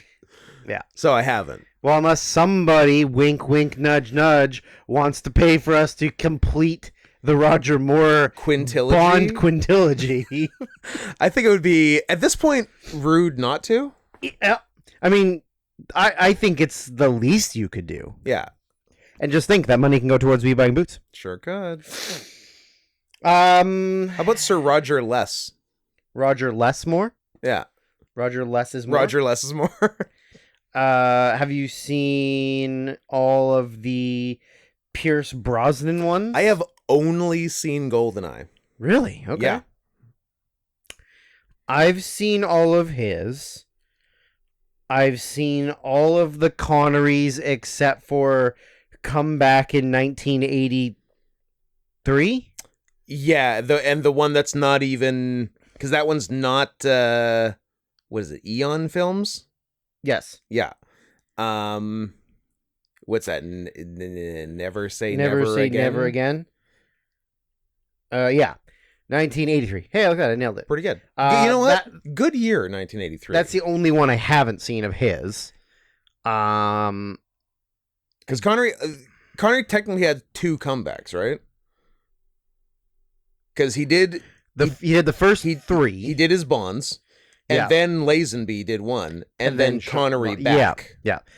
I don't think I've seen the Lazenby. I haven't seen I've seen 0 Lazenbys, 0 Daltons. You mean the one? I have seen 0 of the 1 Lazenbys, And 0 of the 3 Daltons? Two, I think. 2. 1 Brosnan. Yeah. 3 Craig. And I can't think of a Connery I've seen for Shizzle Dr. No besides from Russia with Dr. Love? No. Diamonds Are Forever? I'm going to say I've seen Dr. No and another one. And that's You Only Live Twice? it. Maybe You Only Live Twice. Is You Only Live Twice the post-Lazenby one? That's... You're bringing up an interesting question here, Scott. Would you like an easier question? What do you ask me? Why are you gay? Well, I was just gay. Look at you. You are gay. You are gay. You are gay. On Her Majesty's Secret Service is 1969. Nice. Nice. Nice. And so what's the one after that? Thunderball is 65. You Only Have Twice is 67. Diamonds Are Forever is 71. So yes. You Only Live Twice is the one after Lazenby. Gotcha. Oh no, sorry. Oh. You Only Live Twice is the one before Lazenby. Oh. Diamonds Are Forever is the one after. Ah. Is Connery the titular diamond that is forever? I think it's some woman's pussy. That's what it usually is in Bond movies. Diamond. Did you know the Pink Panther is a diamond? Is that what we're calling vagina now? I'd like to get some of that. Pussy is forever. I'd like to get some of that Pink Panther. Ah, nailed it. Moonraker. What a fucking movie. What an absolutely insane, drug-fueled, like, mishmash of a fucking movie. Is it the silliest Bond? Easily the silliest It's got to Bond. be, right? Yeah. It is fucking I have nuts. admittedly not seen every Bond. Yeah, but you know. But this is very silly. Yes. Did we say this is brought to us by WhereTip? You did not. And that if he had any goddamn balls, he'd request For Your Eyes Only right fucking now? Or just all 3 of the final Roger Moores. There's 3 more? Yeah, there's 2 more. Holy shit. Moore was on a goddamn tear. We still have Octopussy, A View to a Kill, and For Your Eyes Only. Holy shit. Yeah. Okay. He did 7. Wow. What a guy. 7. He's also in the Spice Girls movie. He is also in the Spice Girls movie, where he sexually assaulted Mel B, and that's why she's a pillhead now. But you know what? She's pretty hot. She may be a pillhead. She's pretty hot. It's scary how much I want to fuck her. Kinda. As opposed to the other one who I wish she was a baby. God, I wish Baby Spice was a real baby. Yep. Sure would like to fuck that baby. So you'll say, just to get a baseline here, you'll happily say, sure would like to fuck that baby, but you won't take a hard stance on Palestine. But what would I be saying about Palestine? I sure would like to fuck that Palestine because they're number 1 and I hope they win. Glitch. You heard it. You got him. You fucking got him. Damn it. Damn it. Again. So, as we stated before, after we watched the last movie, and in the credits, it says, James Bond will return. In For Your Eyes Only. He didn't. Yeah, For Your Eyes Only. Yeah. And then a little micro-budget indie film came out known as Star The Hidden Fortress. Wars. Oh, sorry, Star Wars. It is, yeah. And I don't know why they decided if they don't make a Bond in space movie, then it's over. Right fucking now. It's over. The Bond That's it. franchise is dead. Everybody dies. Everybody dies. The space race is on. Space Race in film was on. Yes. Because and it was all leading to the climax of Leprechaun in space. Leprechaun 4. Leprechaun No, that's Leprechaun in the Hood. Leprechaun in the Hood. One of the Leprechauns. Or Jason 10. That was the climax of the space race. I believe it's Jason X. Jason X. Jason X and Leprechaun in Space are the completion of the space race. That's how the space race was won. Yeah. Yeah. Jason is Neil Armstrong. Yeah. Leprechaun is Buzz Aldrin. And Alan Shepard. Cillian Murphy from Sunshine is Michael Collins. Michael Collins, right. Yeah. That was the space race. Pretty cool. This is a history podcast. A fictional podcast, fictional history podcast. Yeah. Where Jason Voorhees was the first man on the moon. And he had a metal mask. He had a metal mask. He's not supposed to be back How'd for he get the in Royal space? Rumble. How? Well, we can watch the movie. If somebody pays for us to watch Jason X, you can find out how he got into space. I know how. Or, hear me out. Check this out right now. Check it out. Check it out. What's it all about? Now, if I know my Roman numerals, and I do, not to brag. What's 1979 in Roman numerals? That's a big one. That's going to be an MCMLVVIX. Don't look at me as if I know the answer. I could have said anything. But the thing is, you could have said anything, but I knew you would have to figure out the actual answer. Yeah. So that's why I could just you say it to you, and you'll do it. Yeah, but I could have said something with Q's and J's, and you're like, yeah, sounds right. Yep. Yeah, J stands for 60. Yeah, and Q is 114. Yeah, perfect. Yeah, we're good. It's a good system. It's a really bad numbering system for big numbers. It's terrible. Yeah. But I think at the time, the biggest number was 1,000. Exactly. Yeah. Right. So then who's counting higher than that? So it makes sense. Yeah. But now you're like, what's 11 trillion in Roman numerals? It's it's 1 billion M's XC. But no, I believe Jason X would put us at 10 Jasons. Yeah. So if somebody hypothetically wanted to request Jason's I through X, you don't want that. I don't want it. You don't want that. For $1,500, I'm not mad at it. Yeah. And that gets me data recovery and U-boots. I know, but you don't want to have to sit through some of those middle Jasons. You don't want none of this shit, man. You don't want that. No. You don't want that. I don't want Friday the 13th Part 6. You really don't. You honestly really don't. Probably not. No. Did you know? Remember when I prefaced the giving the ending of Friday the 13th Part 1 with a spoiler alert yesterday? You know the first one's his mom. I was like, yeah, for a 40-year-old movie. Thanks. That was actually pretty funny. Man, we were really on in the fucking locker room yesterday. We were bebopping and scatting all over the place. We had a bunch of real good one-liners. Yeah, we were crushing. Yeah. We should have recorded that and not done this bullshit. Yeah, it's true. Be more entertaining. Because, I had a pretty good burn on Greg, didn't I? And then Greg couldn't remember what he was going to say. Flummoxed Greg. He's like, oh, that's much funnier than what I was going to say. Suck it, Greg. Anyways, Moonraker. So a little movie called Star Wars came out. Yep. And the studio said, we got to get in on this space business now. Yeah.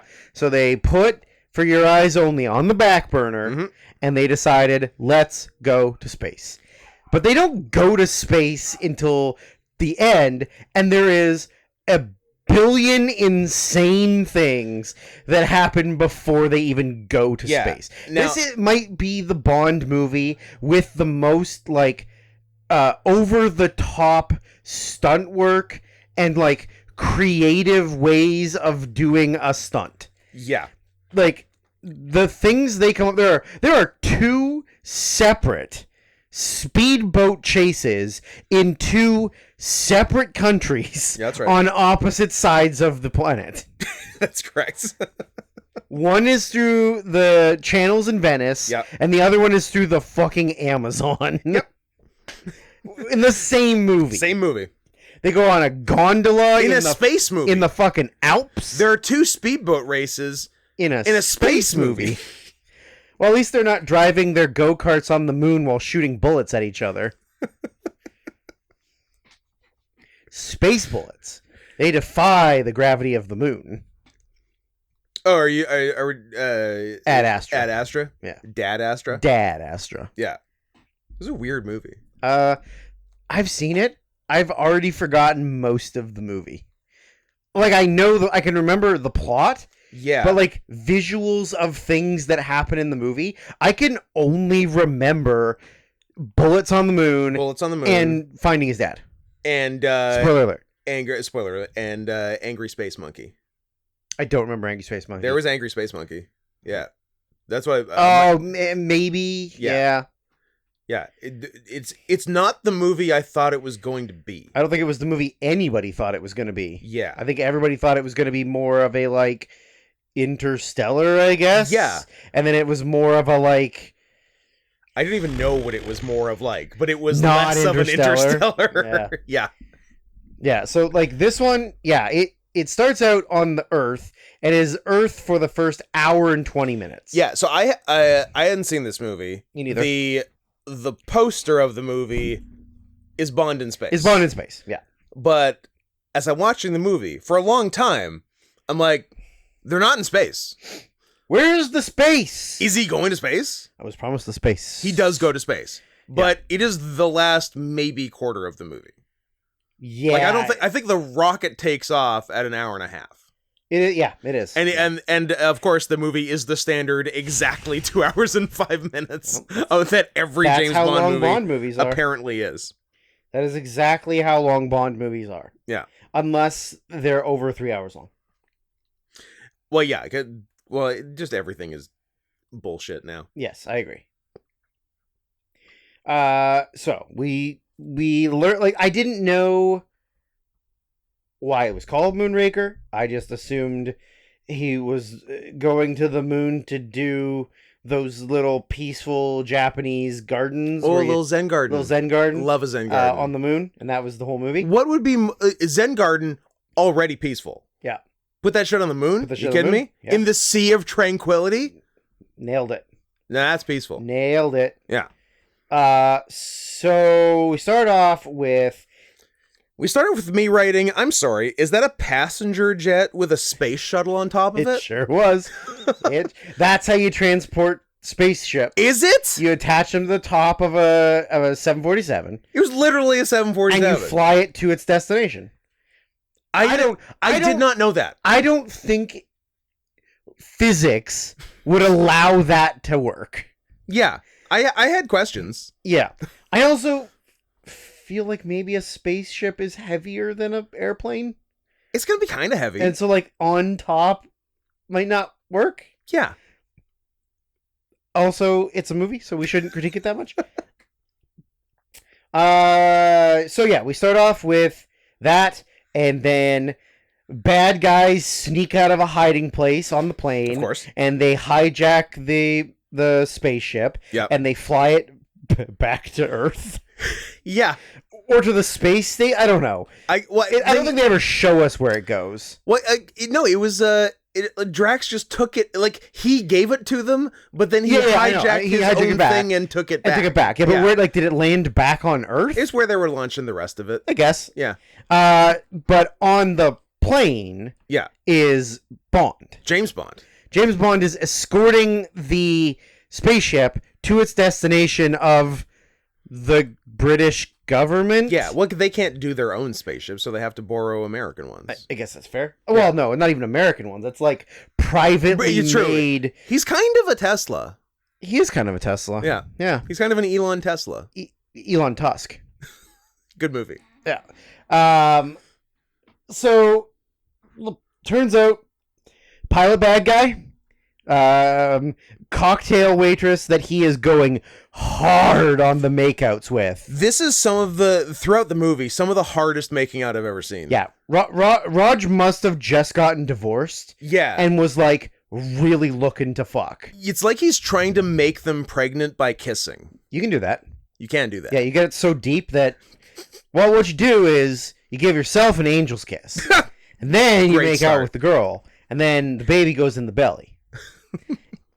I was laughing in the bathroom right before we started about the idea of a self Blumpkin. Blowing yourself on the toilet while you shit. Somebody's done that. 100%. 100% somebody's done that. Marilyn Manson. Yeah, got all those ribs removed. Yeah. Yeah. And then Or at least Twiggy Ramirez. that's a good callback to only things for us from yesterday. Yeah. But he was in the band. Yeah. Did you know that all their first names were models and all of their last names were murderers? Uh-huh. Yeah. Did you know? Yeah, I was aware. Do you believe in God? I believe in God. I believe. I believe. I believe in God. Just high off their fucking asses. Just rambling about nothing. And putting on Shut up and let me read off the menu.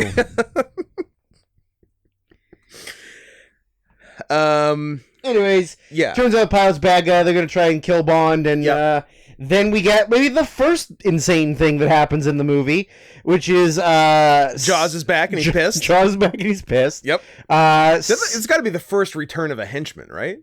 Absolutely. None of them make it out. Yeah. Yeah. I mean... Oddjob didn't get 2, did he? He might have. Ooh, did he? He might have gotten Interesting. 2. How about Random Task? Random Task absolutely got 2. Or did he go to real ass jail for vandalism, rape, and murder in that order? Maybe that. Mm. So But also punching someone in the penis in UFC. that's true. I forgot about that. Wait, did he do the punching or did he get punched? I think he got. think he got I think punched. he got punched. I think he lost an early no rules UFC fight via repeated punches to his penis. Just like a disqualification in a ladder match, Just like a disqualification in a ladder or a match. disqualification in a Hell in a Cell match. Yep. Or a count out in a street fight. Yep. So Wrestling's dumb. we get an amazing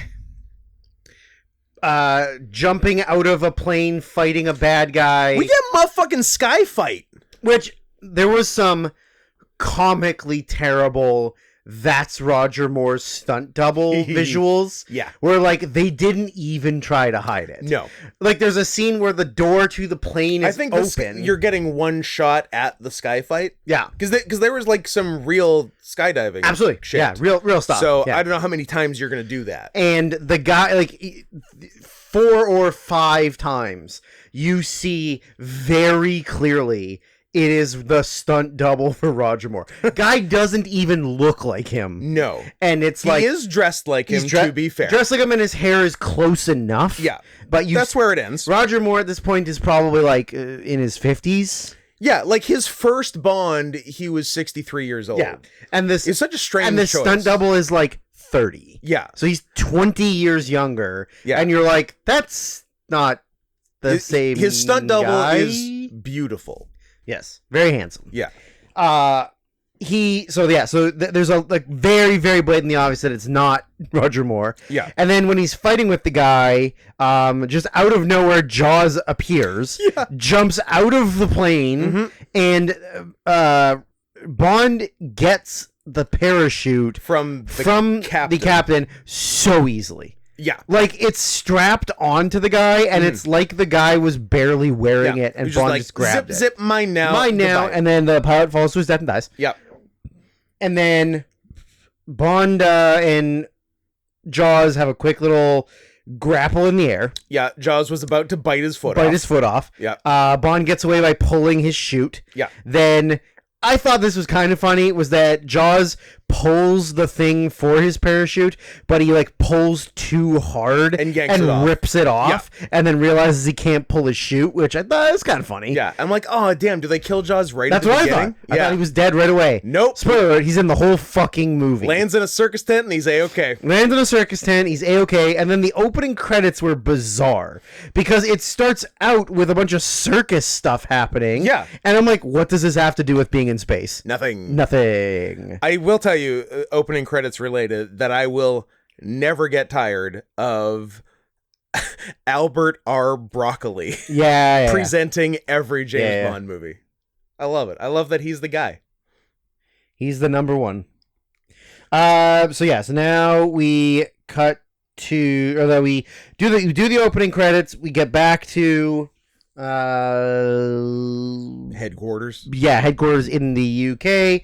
They're pretty much telling Bond, like, how could you, like, you were in charge of supervising this, and some broad distracted you, like always.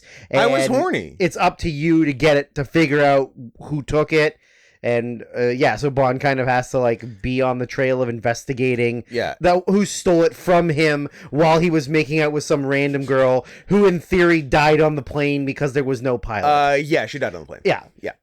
For sure. Unless a woman can fly a plane, but I don't think in 1979. Yeah, true. A woman can fly a plane. Yeah. So okay. He has to try and track it down. It just gets so. I did like as they were presenting him the information, because like the official story was that like all the stuff crashed, but they're like, actually there's nothing at the crash site and it was hijacked. While on their 1979 quote unquote computer screen, most secret is flashing on it. Yes, which I was a big fan of. Yeah, it's somehow much funnier than Top Secret. Yeah, it was so much more British than Top Secret. This is most secret. Most secret. Yeah, so he has to try and figure out who it is. They've arranged for him to meet with the guy who built the spaceship. With Elon Tusk. Yeah. And so the guy is in California? He's in the States. I think. Yeah. I think in California. California? Yeah. So he goes to meet up with the guy who created it. This is where he meets like the first of 4 women he's going to fuck in the movie. Yep. And she like picks him up in a helicopter and they fly somewhere, and she's like explaining all of as they fly over like this massive compound of like the things. Yeah. And there was like one really baller quote in it where he was saying, like, Bond said something about like, well, why doesn't he just buy blah, blah, blah? And then she goes, the things he doesn't own, he doesn't want. And I was like, that's pretty fucking baller. I do like that. That's pretty baller. Yeah. Yeah. I was a fan like, of that. why doesn't he just buy this thing? Doesn't want it. Doesn't want it. Not important enough to And him. if he did, he'd fucking have it. He'd fucking have it. He can have whatever he wants. Yeah. So we meet I bet he's got 2 computers and boots. Definitely. And surgery. And surgery. He's hiding a tail the whole time.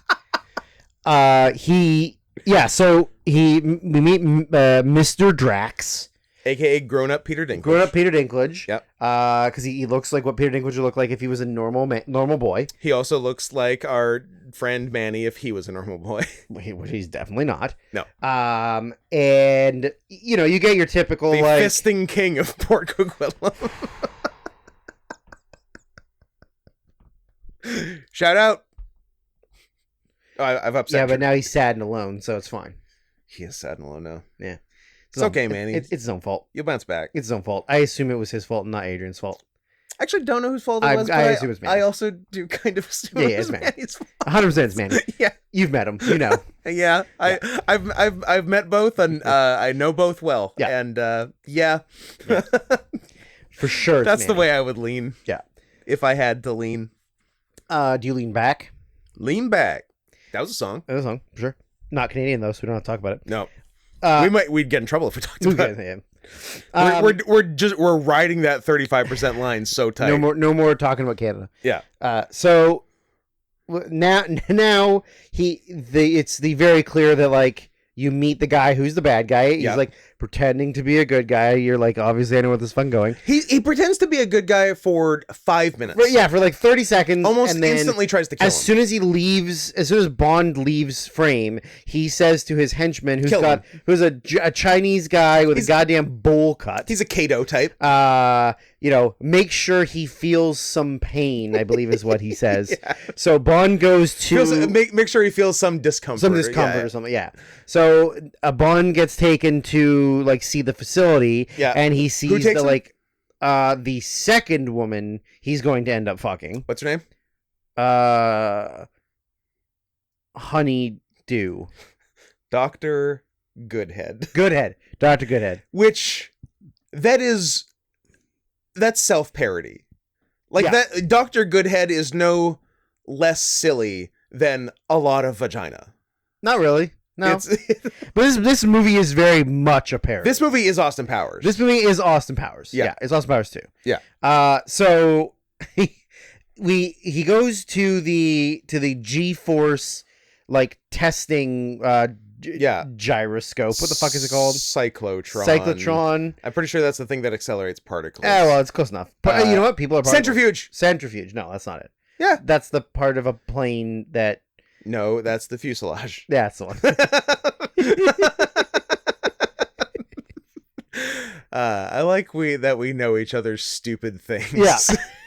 What was I going to say? Oh, that's exactly what I was going to say. Damn it. I'm both mad and disappointed and shocked, impressed. So he goes in the fuselage, and the Chinese man sneaks in and starts cranking up the volume. Yeah, and Goodhead tells him, like, yeah, you get some G's. And Bond was being a little bit of a pussy at first, and she kind of called him on it. 100%. She's like, old men can do 3 G's. Shut up. And she's like, 7, you might pass out. This goes up to 20 for some reason. Even though it probably shouldn't go up. Even though no human being would survive more even though than it 9. shouldn't really go a lot past 7, which makes you pass out. Yeah. I believe Tom Cruise did 9 in Top Gun Maverick because he's a fucking G. Yeah. But yeah, this goes to like 20, which just like it kills you. It's just to see if you can liquefy a human. Basically, yeah. It's a science experiment. Volunteers to get liquefied. Yeah. Like that senator in X-Men 1. Good callback. Yep. So yeah, the bad guy cranks it up, and Bond's in the thing. And the funny part about it is like, Moore is like, not like he's only vaguely selling it. Yeah. And then once it gets to like 9 or 10 or something, he gets this very faint ripple on his face. Yeah. Like they just put a fan next to him. Yep. And it's barely any G-force, but he's acting like he's being his brains are being spun out of his ears and nose. I like that. It's very stupid. It was good. And I think shortly after meeting Dr. Goodhead, actually, they basically did like our joke. Like they basically did the like a woman doctor joke. When he meets her, he says that, yeah. And he goes like, oh. A woman doctor. And then she goes, women are top members in many fields in science. And he goes, oh, I know. Yeah. Or something like that. Yeah. But yeah. He's like, oh, I wasn't being sexist. This isn't the way I think. This is what MI5 thinks. We're going to have borderline consensual sex later, so it doesn't matter. I mean, they're going to have a lot of borderline consensual sex. Yeah. He fucks a lot in this movie. Mm-hmm. Per capita, this is the most Bond fucking of any Bond movie. He gets around in this movie. He also doesn't keep it within his own race, which is interesting. Mm-hmm. So the machine, the guy, like the henchman just turns off the machine, even though he could kill him. Yeah. But that's not how Bond movies work. That's true. So now he's all woozy. Yeah. And the first girl he met, who's like the pilot, the woman who flew him in on the helicopter, the first person he's gonna fuck, she shows him to like where they're gonna stay, and Bond is there to like steal the secret blueprints of a mystery spaceship thing. Which he like just magically knows where it is. Yeah, what? Like the thing is, they get put in. They get like this is the room you're gonna stay. Yeah. He goes, okay, just give me 1 second. I'll be right back. And then just like walks down the hallway to the exact room he needs to be in. He's like knows exactly where the secret panel is. Is there a safe? No, there's no safe. Oh, what about this? Whoop. She's like, you got me. That's that's the safe. I'll use my magical safe cracker. Oh, so the safe cracker ruled. Yeah. Yeah. X-ray safe cracker. X-ray safe cracker. Pretty And sick. yeah, and he just like, but the only thing I thought was kind of stupid about it is that like you can see the X-ray. Yeah. So all you have to do is just like turn, it's open. Yeah. He very much like turned, went a little bit too past it. Yeah. It's like they filmed Roger Moore cracking the safe, and then they added in the visual effects afterwards, and they don't match each other. Because in theory, if you can see the X-ray, can see the entire you can just turn it exactly to the right point, to where it needs to be, and it's open. Yes. And he was like, a little bit too far. Oh, shit, a little bit back. Yeah. Now this one a little bit. It was very stupid. Yeah. So he gets the things. He takes pictures with his microfilm, puts it back, whatever. They see that he's done that.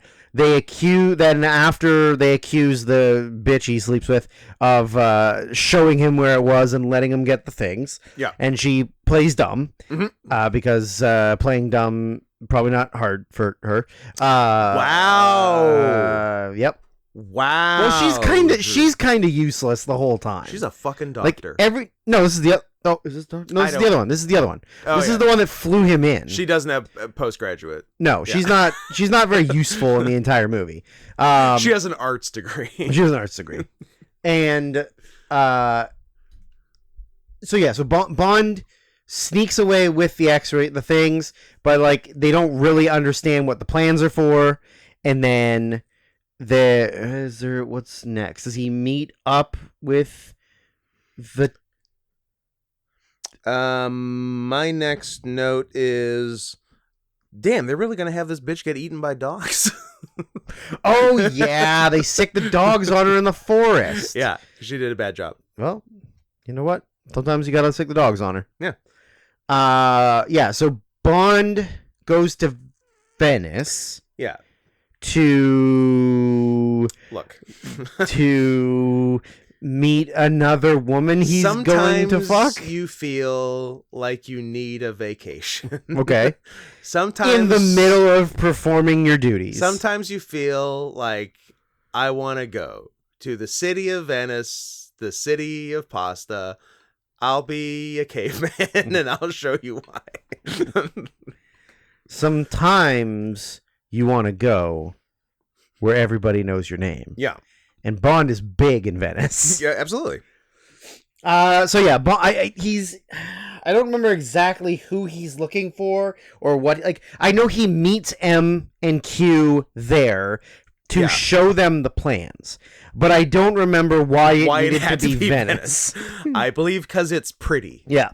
So then Bond gets in one of the boats. He has like like how he always has in one of the movies, he always has like a character that he knows, but we don't know, that always gets killed. Yeah. Right? Like that, there's always one of those kind of characters. So this guy, I think his name is Franco. Yeah. And he was the driver of his little boat. Short-lived. So he has to go, goes meet them, whatever, gets back on the boat. They're going through the Venice Canal. Gets shot off the boat. Yeah. And then now Bond has to drive the boat. Yeah. And he's being chased, and there's this big chase scene through all of Venice. Luckily, it's a power gondola. It's a power gondola, which I don't think really exists. And in fact, an amphibious power gondola. That's because it's Bond.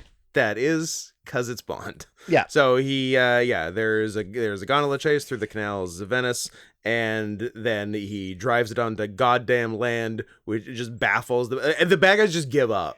Yeah, because they've never seen it. They're like, I didn't even know you could make those. Yeah. Yeah. And so they just leave. They just stop. They're done. They're over it. Yeah. Sexually, they're over it. And he gets away, and then he re-meets up with the good girl.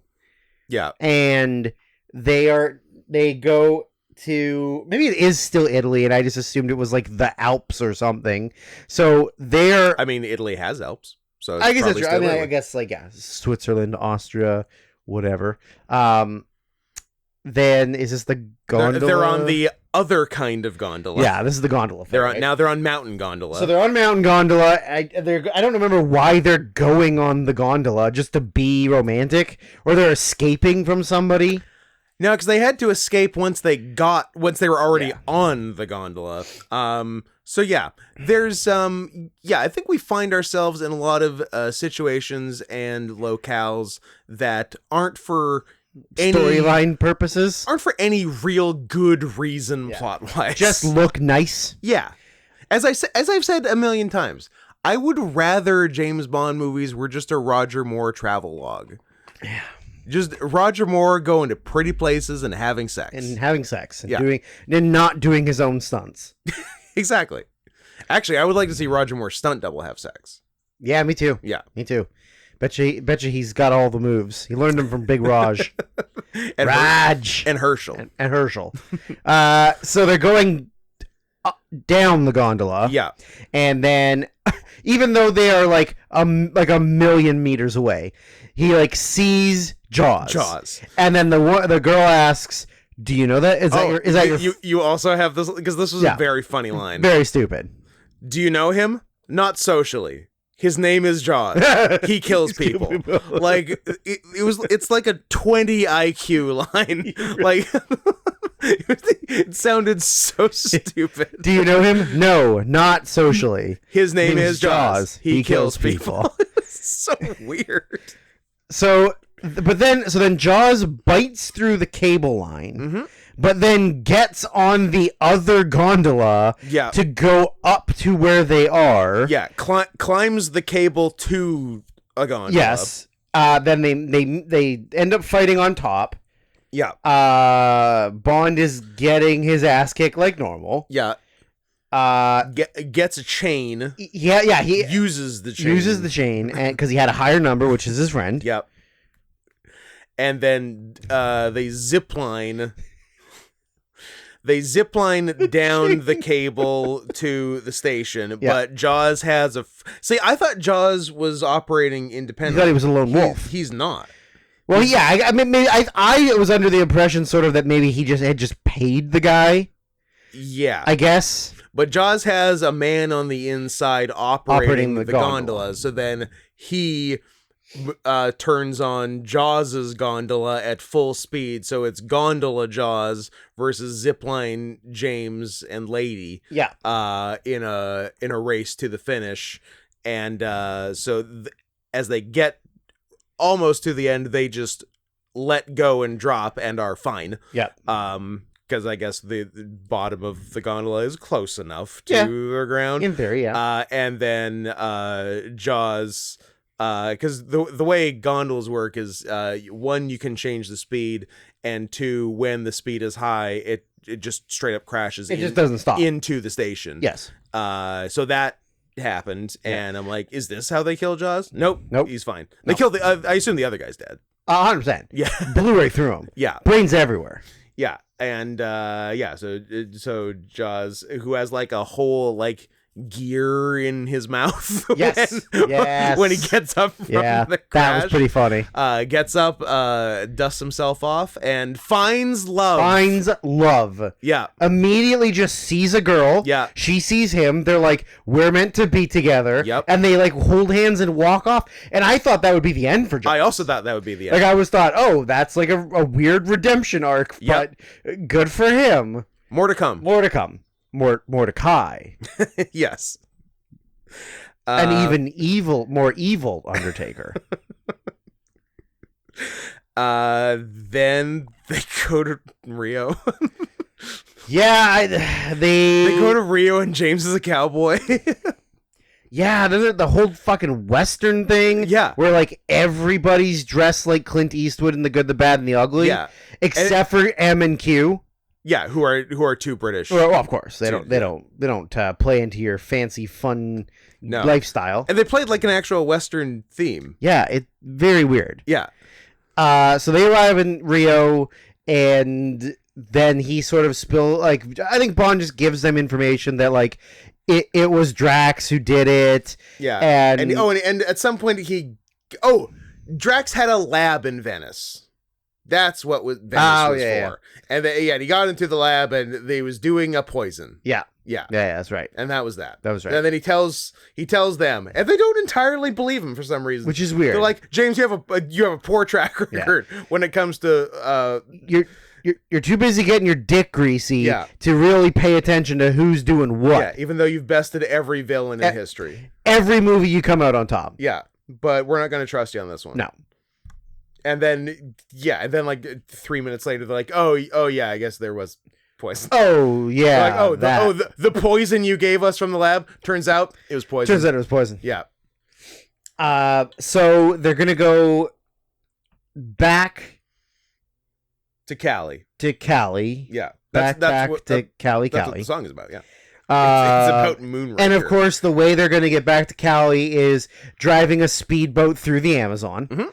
And so there's another speedboat I'm sorry, chase. a second speedboat chase? And this one is like super like Bondy, like gadgety, high-techy kind of one. Yeah. Because his boat not only has like a bulletproof screen that just pops up behind him, but it's dropping like those circular comical looking like bombs that float in the water. Yeah, And the great. guys behind them are like avoiding them at first, and then they explode. Then he has a rocket that shoots out of the back of the boat. Yep. And blows up another one, and he gets away, and then in theory rides his boat through the Gulf of Mexico to Mexico, then crosses into California. Yep. I guess.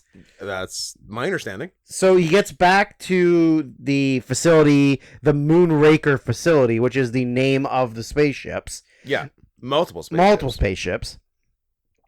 And they're going to try and blast off. No, well they're trying because they're trying to stop. They being Bond and the girl wife. are trying to stop Drax's because like they know he's trying to do something with this weapon. He's cooking something up, and they want to try and stop him. Obviously, yeah. But as soon as they get there, they get taken out by cronies on a mountain where they're making out. Yeah, making out hard. Again, hard. Yeah. They get taken out, then they get dragged into there, and then that's when Drax sort of does the big reveal, like, I'm the bad guy. And you, like, you didn't know this whole time, James. Like, no, I did. I know that you sent a Chinese man to kill me 3 minutes after we met. Yeah. Oh, yeah, I guess there was that, like, Chinese man dressed as a samurai, and they had a samurai and Bond fight. out-dueled him. Yeah. Yeah. And threw him through a bunch of glass. Yes. Yeah. Yeah. There was a glass blowing subplot that doesn't matter. Doesn't matter. Yeah. So he gets kidnapped. He gives him the big talk, and then he. It was around this point I'm like, I can't believe we're not in space yet. Yeah, me too. I was really thinking, like, is there even space? I thought there might not be space. Yeah, I thought it might just be about going to space, but not actually go to space. So, or did we? No. When they get to wherever they're going before they get back to the Moonraker facility, he ends up in the jungle. Who doesn't? Because at the end of the boat chase, I heard he had jungle fever. Jaws shows up on the boat chase, and he's in one of the boats. Of course he does. And it's fun. Jaws in this. He's Jason Voorhees. Well, he's sort of Jason. He just appears wherever the main character is. Well, Jaws in this is Jaws the shark. Yes. In Jaws for the Revenge, who follows the family from Cape Cod to the Bahamas. Yeah. Yeah. Yeah, really, that's what it is. Yeah. Like, how Jaws is, like... He's everywhere. Bond, he's American Express. He's everywhere you need to be. Bond at least has all of the assets and everything offered to him by MI5. Yeah, what does so Jaws he can have? go anywhere. Yeah. And Jaws is a man on his own who looks like that. and he's always there. He's there first. Yeah. Wild. Like, who does he know? Yeah. Who's his daddy and what does he do? I guess Jaws has the full weight of Happy Madison Productions behind him. He might. So yeah, so they get he at the end of the boat chase, his boat turns into a hang glider. Yep. And Bond floats off of a waterfall, which then Jaws falls off of. Does that kill him?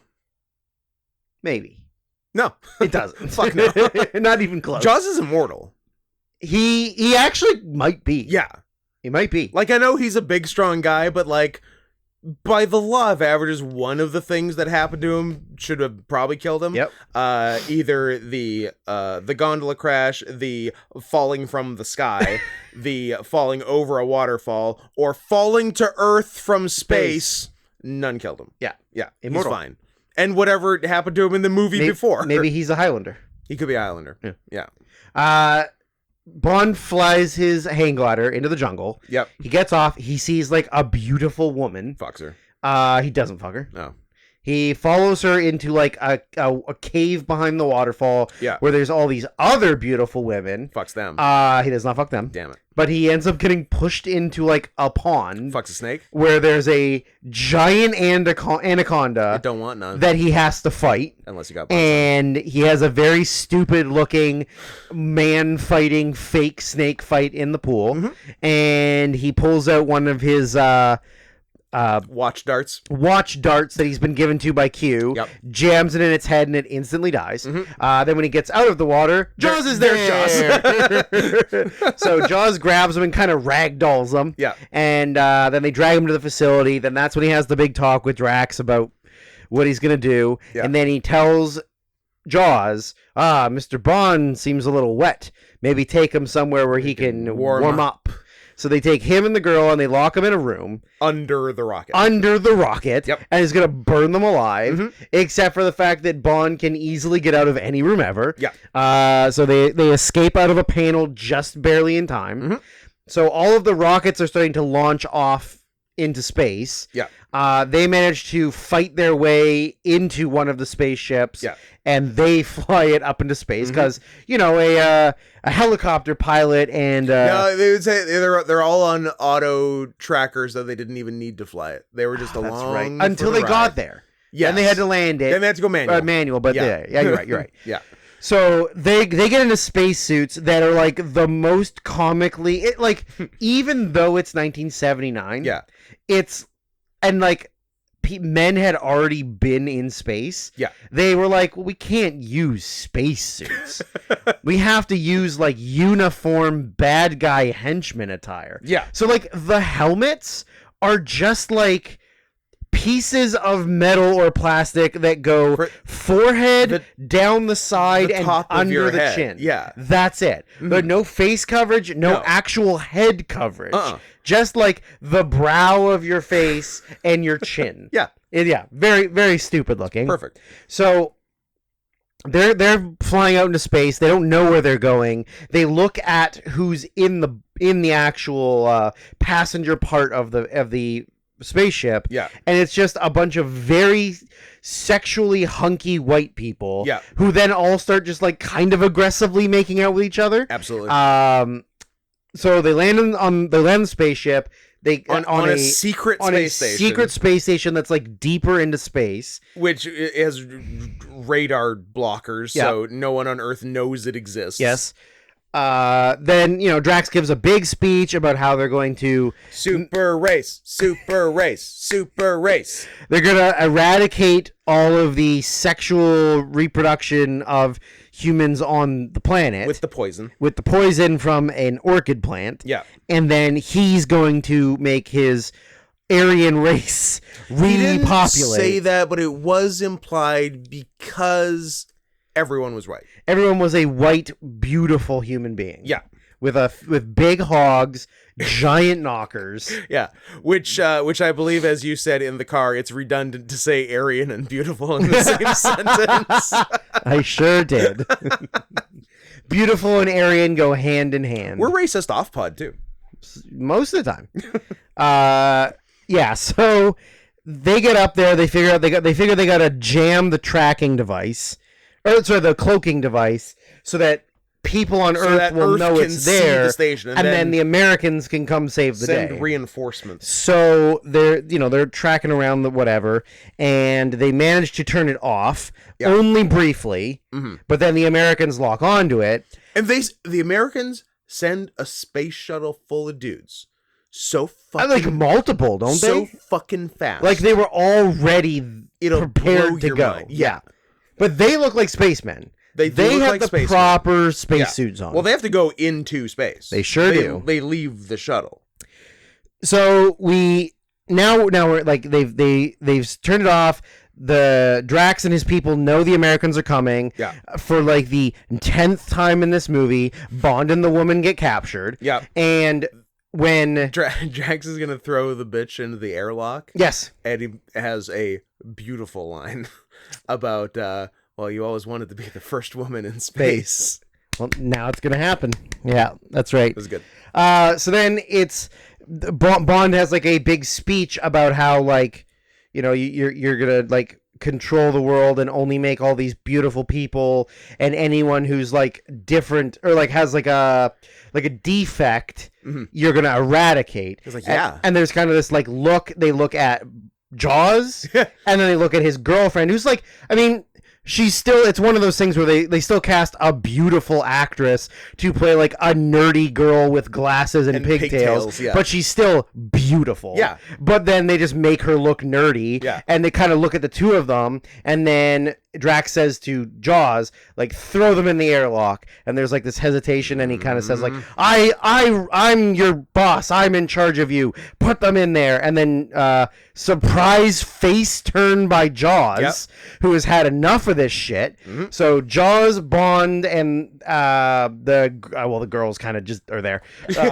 Start smashing. They fight off some guys, and then they're gonna like shock them with cattle prods. Yep. And then the Americans start arriving, so they like, you know, in the commotion they run away, and then the Americans get on the spaceship, and then everything just goes full fucking sci-fi insane out in space. The Americans and all of the Drax employees Space laser fight. Yep. And it is wild. Like, they're shooting each other, and they're like spinning and floating off into space, and they're exploding, and like, yeah, it's nuts. It's crazy. Finally they get to space, and all this wild stuff happens. Yeah. So yeah, they help the Americans get into the ship, and then, you know, they just like blow their way through the whole ship until they get to. Have you ever like gone on a cruise or something and blown your way through the whole ship? Carnival. I've been to a Carnival cruise. So I thought there was a very funny scene where they don't know where the Americans are, or Bond in them, and they just show like the control room, and there's a guard standing there, and then you just see Jaws' big old meat cleaver grab his face, wrap around and grab his face and like suffocate him. Yeah, like that was pretty cool. I like that a lot. Yeah, and then when they like pull. When they pull out, you just see Jaws like inside this like doorway, and he's still just like holding the guy until he dies. Yeah, like that's it. So the spaceship starts to they set it to destruct, or they destroy. I don't know. Whatever. It starts to destroy itself. Yeah. And so they tell all the Americans, like, you know, this was just a routine operation. Like, get out of here. You're out. Bond's got it under control. And so the Americans all start to leave. And then Bond has, like, one final, like, I gotta get Drax. Like, I can't let the bad guy escape. So they back into a tunnel, which is, like, near the airlock. Yeah. And Bond is gonna, like, in theory, I guess, white guy karate him. He's gonna white guy karate him, but Drax pulls a laser gun. Drax gets a laser gun. Yeah. And but before he can blow it, Bond has his watch dart. Yep. And he shoots him, and Drax oversells the watch dart like insane. Like, he's stumbling backwards while holding his belly. Yeah. And he's like dead face. And it is like, it's the silliest thing. And so Bond goes, oh, allow me to get this for you. Yeah. And he opens the door to the airlock. He like just backs himself in, blasts him out into space. Yeah. And then the girl comes and she goes, where's Drax? And he goes, he had to fly. I'm like, ugh, terrible. So then they're gonna get out, and they go to the escape pod, but it's like there's like a malfunction because of everything exploding. Yeah. And at this point, you see Jaws kind of like running, like coming through the the chaos, and he's like looking around, and then his girlfriend just appears, and there's like a very sweet moment where you think Jaws gonna fuck her. Maybe he might. But he bites the cork out of a bottle of champagne he found, and then pours them first time in 2 movies. And then he speaks, says here's to us or something. Yeah. And then they start drinking, and then Bond and the girl can't get out, and you see Jaws realize that something's going on. The locking mechanism. Yeah. So he walks over and just bends the bar out of the way. Yep. And then Bond and the girl can escape. Yeah. And then she's like, what about them? And Bond goes, oh, they're only a couple 100 miles above Earth. They'll probably survive. Which, at face value, might be stupid, but it is Jaws, and he can't die. He can't die. But what about the girl? She might die. But they don't. They both survive. Yep. So Jaws, in theory, could have been in another movie. Happy ending. And then for the second movie in a row, when Bond finally gets back to when MI5 and the Americans find them. Yeah. They find Bond in a vehicle on a video call. Yes. Yeah. Yeah. For the second straight movie. Yeah. Floating. Well, the first time they opened the panel thing to that submersible. Yeah. And they were fucking. Yeah. And then this time they're fucking in the space pod. let's check in with James. Oh, they're floating in the air and banging each other. Oopsie. What's Bond doing? I believe he's attempting re-entry. Pretty funny. Yeah. I mean, Q's the best. Q's the best. He's got all of the great one-liners. Desmond Llewellyn. R.I.P. King. We lost him too soon. Did we kill him? No. I think he's been dead for 100 years. That's probably true. Yeah, he was quite old in the 70s. He was old in the first movie. Yeah. So, Desmond Llewellyn. He died in 1999. Okay, he had a run. He was a Welsh actor. He was in 17 of the Bond films. King. Yeah. He lived a long time. Good. I love him. He served in the British Army in World War I. He was a second lieutenant. Killed some Krauts.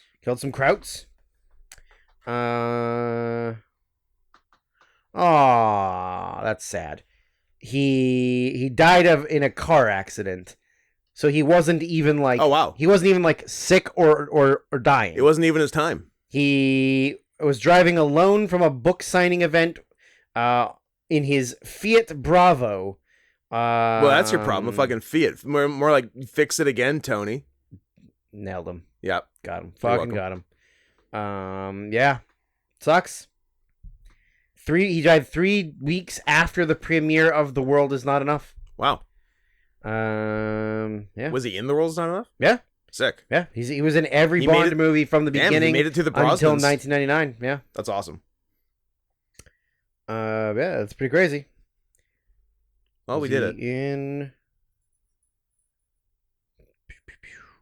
The World's Not Enough, Tomorrow Never Dies, Goldeneye, License to Kill, The Living Daylights, A View to a Kill, Octopussy, For Your Eyes Only, Moonraker, Spy Love Me, The Man with the Golden Gun, Diamonds Are Forever, Honor Majesty's Secret Service, You Only Live Twice, Thunderball, Goldfinger, From Russia with Love.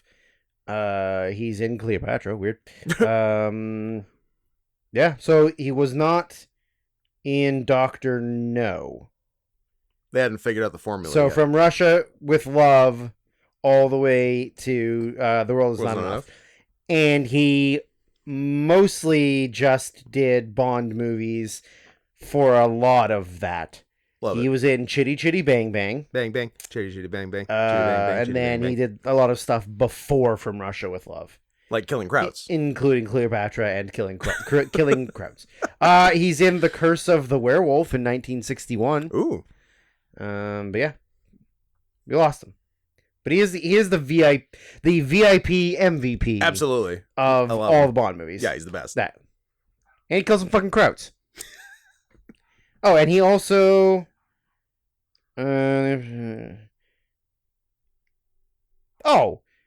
he's the fucking man. He voluntarily went to war in World War II as a lieutenant for the British Army. What a guy. He was captured by the German army in France in 1940 and was held as a prisoner of war for 5 years. Holy shit. He was a fucking POW. He's John McCain. Yeah. He could have been president. He could have lost a presidential run. God damn. POW and then he's fucking Q? And then he's Q. What a life. It's the least he deserved. What a fucking life. Wow. Good for him. This podcast is dedicated to Desmond Llewellyn and Herschel Savage. R.I.P. to both.